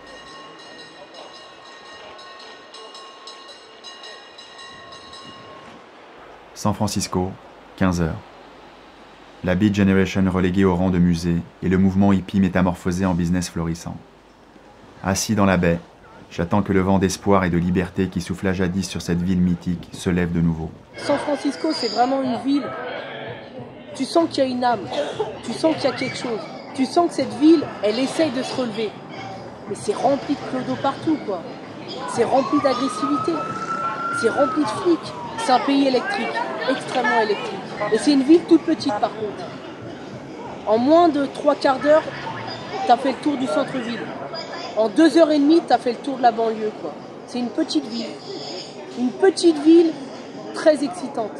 Et très excitée, surtout. San Francisco, 19h30. Après avoir parcouru la ville de long en large, épuisés, il nous reste la rue pour nous reposer. Nous avons dormi maintes fois dans la nature à la périphérie de la civilisation, mais c'est la première fois que nos têtes vont toucher le pavé du centre-ville.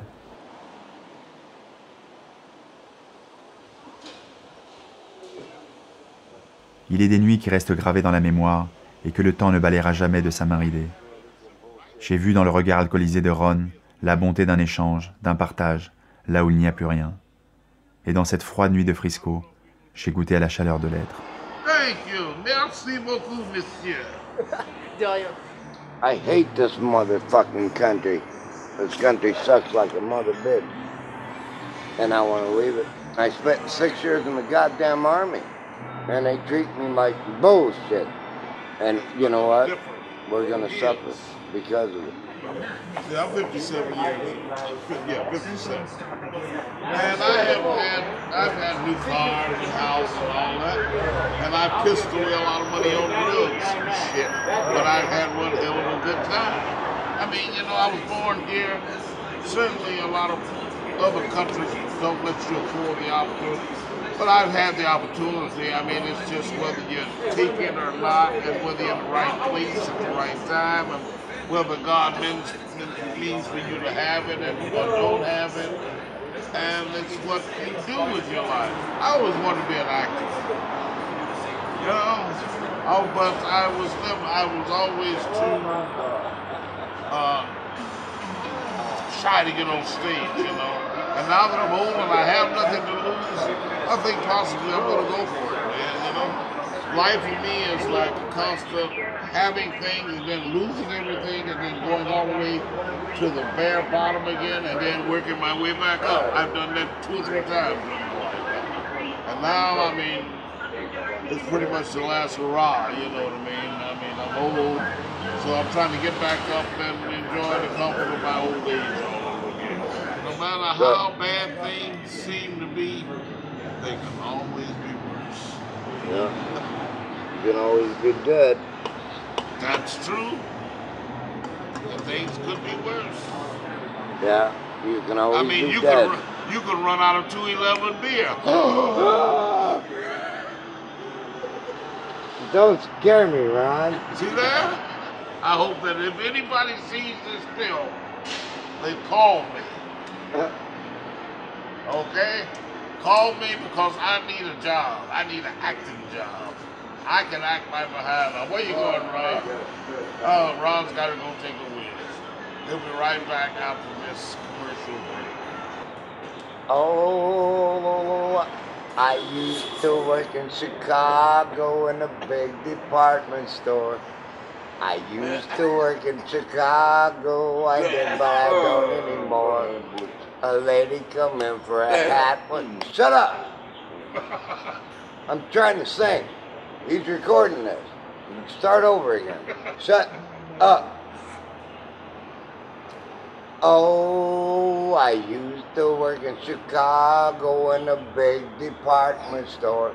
I used to work in Chicago, I did, but I don't anymore. A lady come in for a hat one day. What kind of a hat? I asked her. Felt, she said, so felt her I did. And they threw me out the door.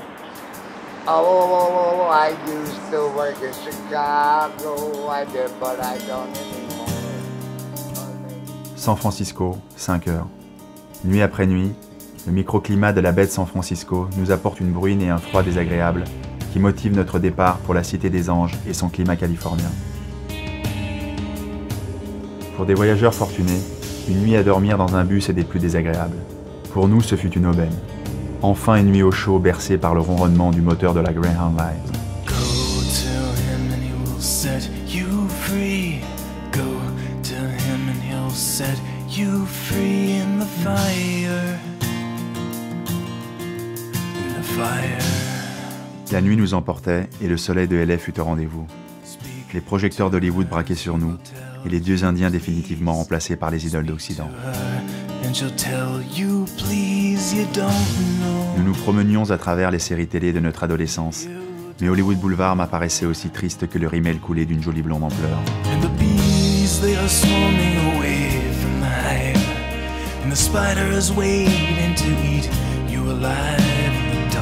Los Angeles, il n'y a pas de quartier historique, il n'y a pas d'anciennes maisons, il n'y a que des supermarchés, il n'y a que des magasins, que des banlieues dortoirs.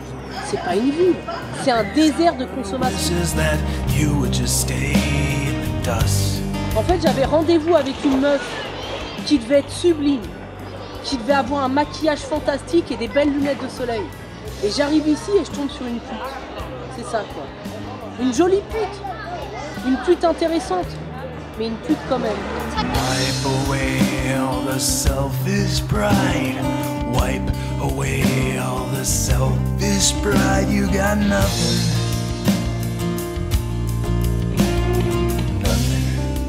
Je suis français, j'allume la télé, Sunset Boulevard, c'est le boulevard des stars.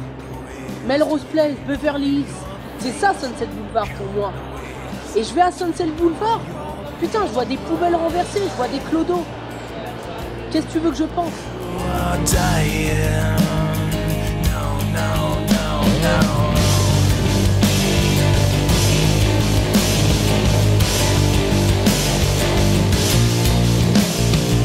Les pavillons sont remplis de vidéosurveillance, les banlieues dortoirs sont remplies de shérifs. T'as pas le droit de faire du stop sinon t'as une amende. T'as pas le droit de boire de l'alcool dans les hôtels. Dans cet hôtel, on n'a pas le droit de boire de l'alcool. Moi, je m'attendais à un shot d'adrénaline. Je m'attendais à un shot de liberté. Je m'attendais à être Tony Montana aux États-Unis. Et puis finalement, t'es un numéro parmi tant d'autres, quoi. Derrière ce carton-pâte, cet ouragan de clinquants et ses bâtisses peinturlurées pour touristes ébahis, la rue devint notre quotidien, et les sans-abri de San Francisco laissèrent place aux vagabonds de Los Angeles. Yeah, I'm a hobo, I'm a tramp. Hey man, you guys help me out a little change, man, tonight. So when is your next train? After I get my food stamps. Maybe tomorrow night. You tramping on trains? Yeah, I do. How's that? I thought the It's experience was good. pretty fucking. It depends on where you at, man. Sometimes they help you out, man. I have them give me granola bars and apples and $5 a boot just so I can get off the road. Really? Yeah, as long as you ain't the most wanted, don't even trip, man. All you're gonna get is a trespasser. And plus, they'll help you out. The guys that work on the train, they don't give a fuck. They're getting paid, man. They get $70. Okay. No. All right. It calmed down, man. After the 9/11. Yeah, it calmed down. That first 3 years, it was kind of like a little rough. They were like picked up the security, but now they didn't chill out. They just don't like getting tramps on there. Oh man, it's not like that, brother. You gotta get out there, man. They pay the gas, brother. Hey. It ain't like that, brother. No, that's It ain't good like to know, that. man. It's not what you do, it's how you do it, brother. I've been doing it for a long time. Trust me. That's good to hear, man. I'm glad that this is dead, man. I was worried about that shit. Yeah, you know what? I'm still alive. Hey, dude, alive and kicking above ground, right? Yeah, man. I gotta make some change. I'm not trying to be rude. I gotta do what I gotta do. Take care of yourself. Yeah, I gotta get this hustle on. Thank you, brother. Los Angeles, 14h. Greg, fou de rage d'avoir laissé tomber son hot dog par terre, se penchant pour le ramasser, vient de voir flotter au loin sous un banc crasseux le visage d'Ulysse Grande porté par le destin souriant.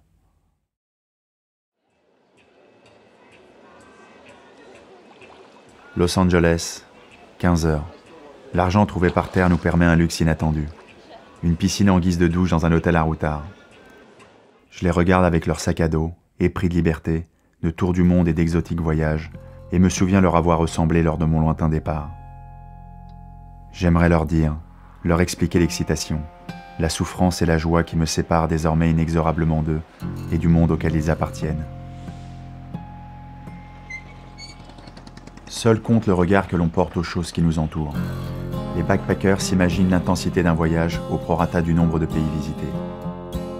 Le voyage peut alors se travestir en excuse, et le routard a expliqué son attitude ou a excusé ses débordements par les nécessaires adaptations aux mœurs locales.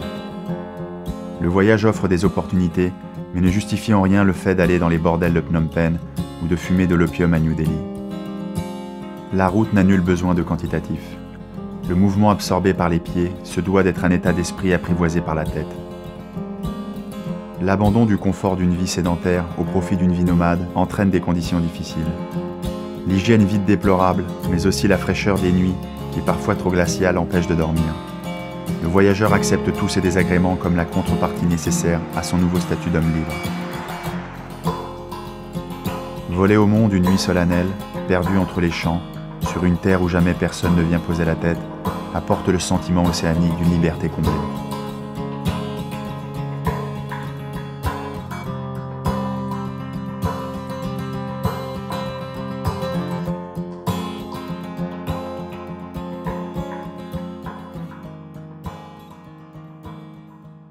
Las Vegas, 9 h. Épuisé, affamé, fatigué de marcher sous cette chaleur torride, à la recherche d'un motel crasseux abordable aux quelques dollars qu'il me reste en poche. À l'image de LA, la déception montre déjà son visage hideux. Las Vegas, 10 h. Brûlé par la chaleur désertique, réfugié dans un casino climatisé où la fraîcheur nous permet enfin de respirer, un chevalier du Christ nous invite à boire quelques verres en guise de bienvenue. People ask me what I do for a living. I kick ass for Jesus Christ. I box with Mike Tyson, Riddick Bowe, Oliver McCall, Orlin Norris. The best there was in the heavyweight division. Then I lose my job. Then I become born like this at a bar. So my grandma, when I was first born, she say, nigga, I kick your ass if you don't love Christ with all your heart. The love that God has given you is a love that He's saying that He loves you that much. Jesus is the reason. I love Jesus Christ with all my heart. I love God with all my heart. I serve God and say, thank you, Lord. Let me be a warrior for you. In the name of Jesus Christ. And I will kick ass for you. I'll be back. Right in the middle of the Sin City, someone is believing, so there is hope everywhere. Las Vegas, 11 h. J'adore Vegas. Comment ai-je pu douter d'une ville où les 1000 feux des néons font s'entrecroiser le jour et la nuit dans une orgie de folie. UFC Friday night, Philadelphia, right here. Vegas illuminait la fin de mon voyage. Derrière ces lumières hallucinantes et le cliquetis des pièces des machines à sous, l'ultime délire avant l'implosion. Vegas est mes dernières nuits de folie. La ville de la liberté débridée au cœur de l'interdit. La première ville où nous arrivions les poches vides avant de repartir les poches pleines.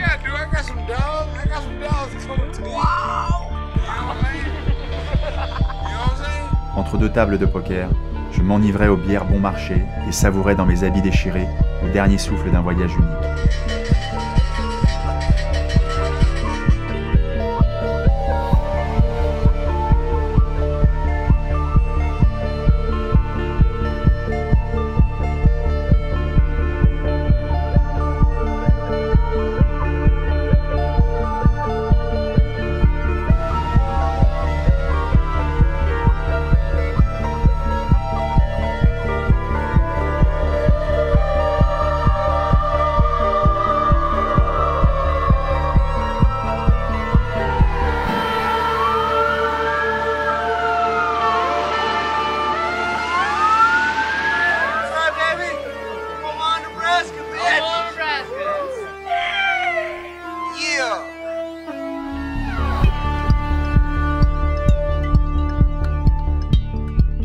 Vegas et les quelques centaines de dollars emportés nous offrirent un nouveau sursis.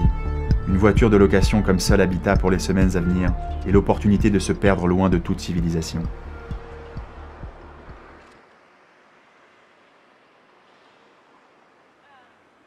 Phoenix, 12h30. J'ai appris depuis bien longtemps qu'une rencontre n'est jamais fortuite, et celle-ci reflète mon avenir proche. Un voyageur fraîchement rentré, en transit vers New York, point d'arrêt de ses multiples périples. Leaving South America was difficult because I was there for 3 months and then went back to the States, but only for about a month before I went traveling again. So there, I just took the last 2-3 days of my trip to kind of stay in one place and not do anything, to just decompress before I went back to the States for the culture shock, right? But ideally, I'm living in the moment enough so that there's a seamless transition. Each day is just me in the moment, you know? So there's no real preparing that I have to do other than just to be wherever I am in that moment. And if I'm living in the moment, then there's no worry about how much time is going to pass and what I'm going to do with my life. Because in one sense, it doesn't matter. You think life should be one thing, right? And you work for this one direction. Okay, my life is here. And then all of a sudden, you get this thing that sort of comes in there, and then suddenly you're going this way, right?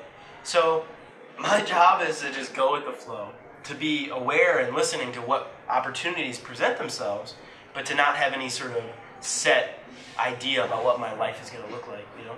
Now, I can still have goals and sort of aspirations in my life, but I'm not attached to those. You know, I'm not attached to any outcome. By detaching from the desire for the outcome, I can have the idea of what this is, but I can detach from it. And then I can be free, you know?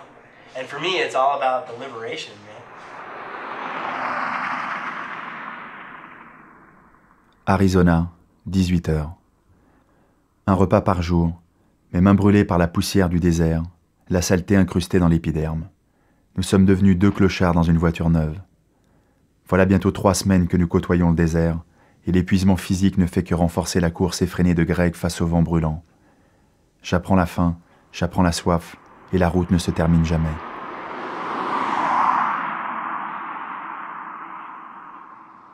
Plus aucune destination n'animait notre déplacement au cœur des vastes étendues, nous enfonçant chaque jour un peu plus dans un espace vidé du quotidien des hommes.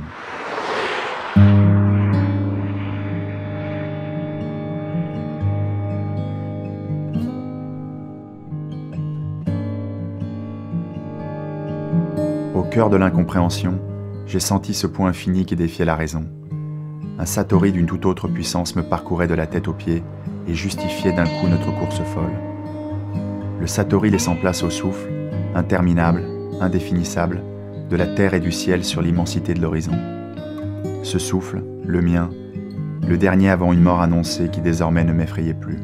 C'est ça le 6e degré. C'est quand t'as compris que tu vas nulle part et que tu viens de nulle part.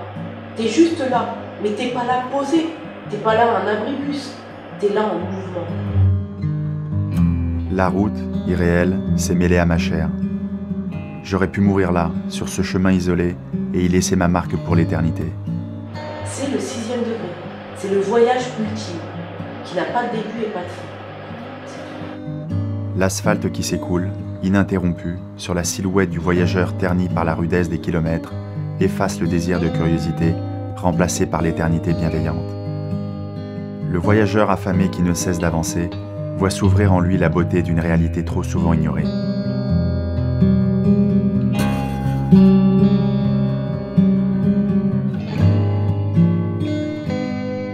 Une caresse, un chuchotement de l'âme. Le degré 6 transforme la pensée du voyageur et marque son esprit d'une vérité intemporelle qui ne le quittera plus jusqu'à son dernier mouvement.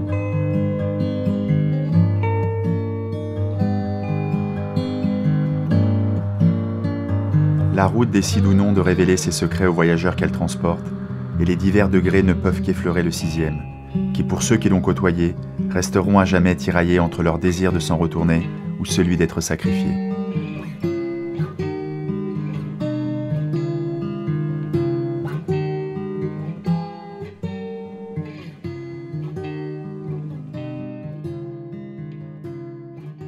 Pour la même raison inexplicable qui m'avait poussé à partir, je savais qu'il était désormais temps de rentrer. Je laissais Greg et la voiture à El Paso. On ne s'est pas attardé sur les adieux. J'ai simplement tourné le dos et il n'était plus là. Il n'avait plus un sou en poche, mais toujours la même énergie qui le garderait en vie, dans le désert de fatigue et de faim qu'il traversait, jusqu'à trouver une nouvelle oasis d'excitation. Bâton Rouge et la Nouvelle-Orléans m'apparurent comme des paliers de décompression aux tripes avant de regagner complètement la surface.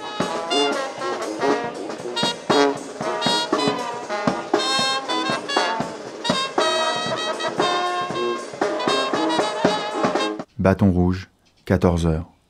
Après avoir posté quelques lettres à destination de la France pour demander de quoi me payer un billet retour, j'attends patiemment que le soleil se couche sur les berges du Mississippi.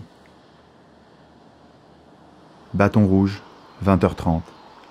Davis, un sans-abri de Louisiane, m'invite à passer la nuit dans son motel familial, désormais ravagé par l'ouragan Katrina.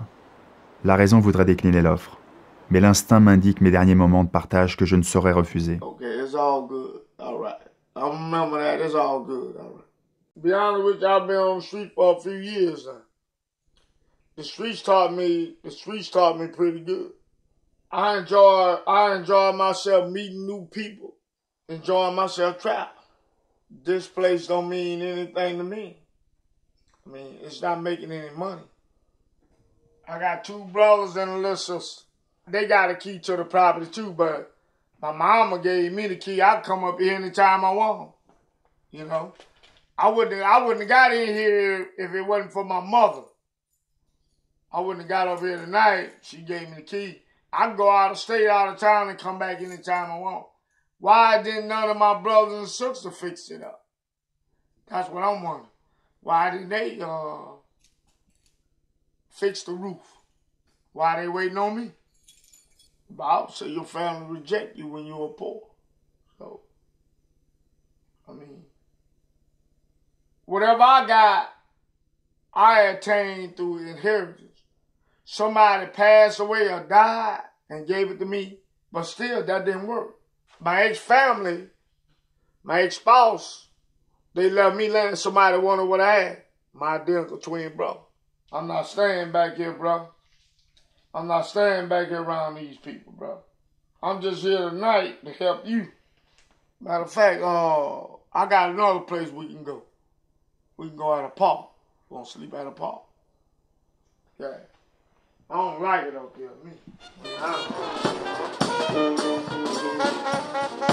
De la Louisiane à Manhattan, quelques notes de jazz suffisent pour rejoindre New York, brillant de 1000 feux sous un ciel d'averse.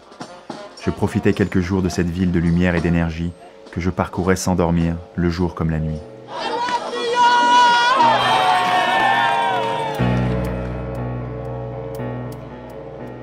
New York si belle. Mon bourreau en habit du dimanche sonnait la fin de ma vie passée sur la route. New York m'électrisait, et je restais là, assis, à contempler mes rêves se refléter dans l'Hudson River.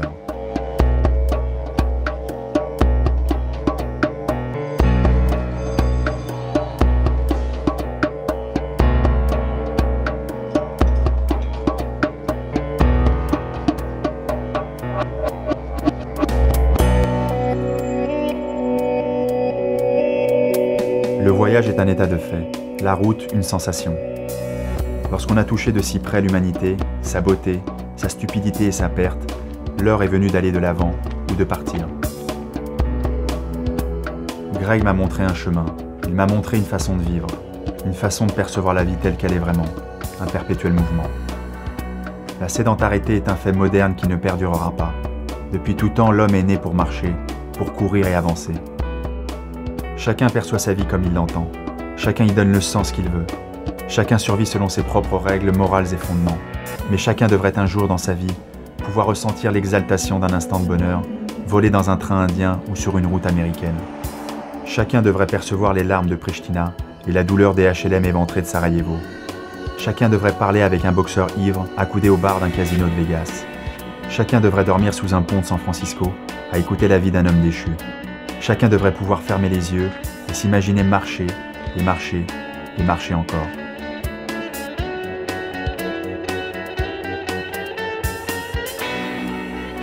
Quelques mois après mon retour, une photo m'est parvenue, comme pour me rappeler que si moi j'avais décidé de me plier aux règles de la vie en société, lui continuait sa route pour un long moment encore. La vie est un choix, pas une obligation. Ne l'oublions jamais.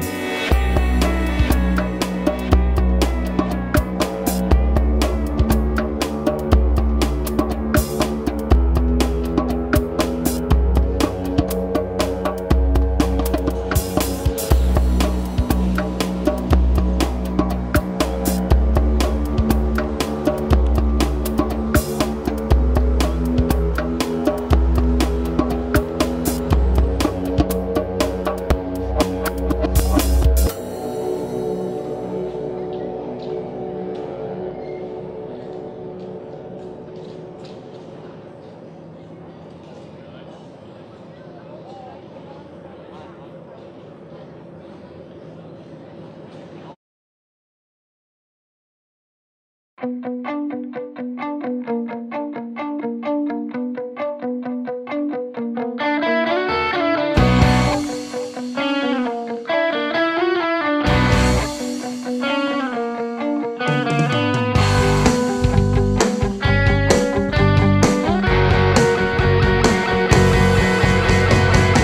what are we waiting for? We've come too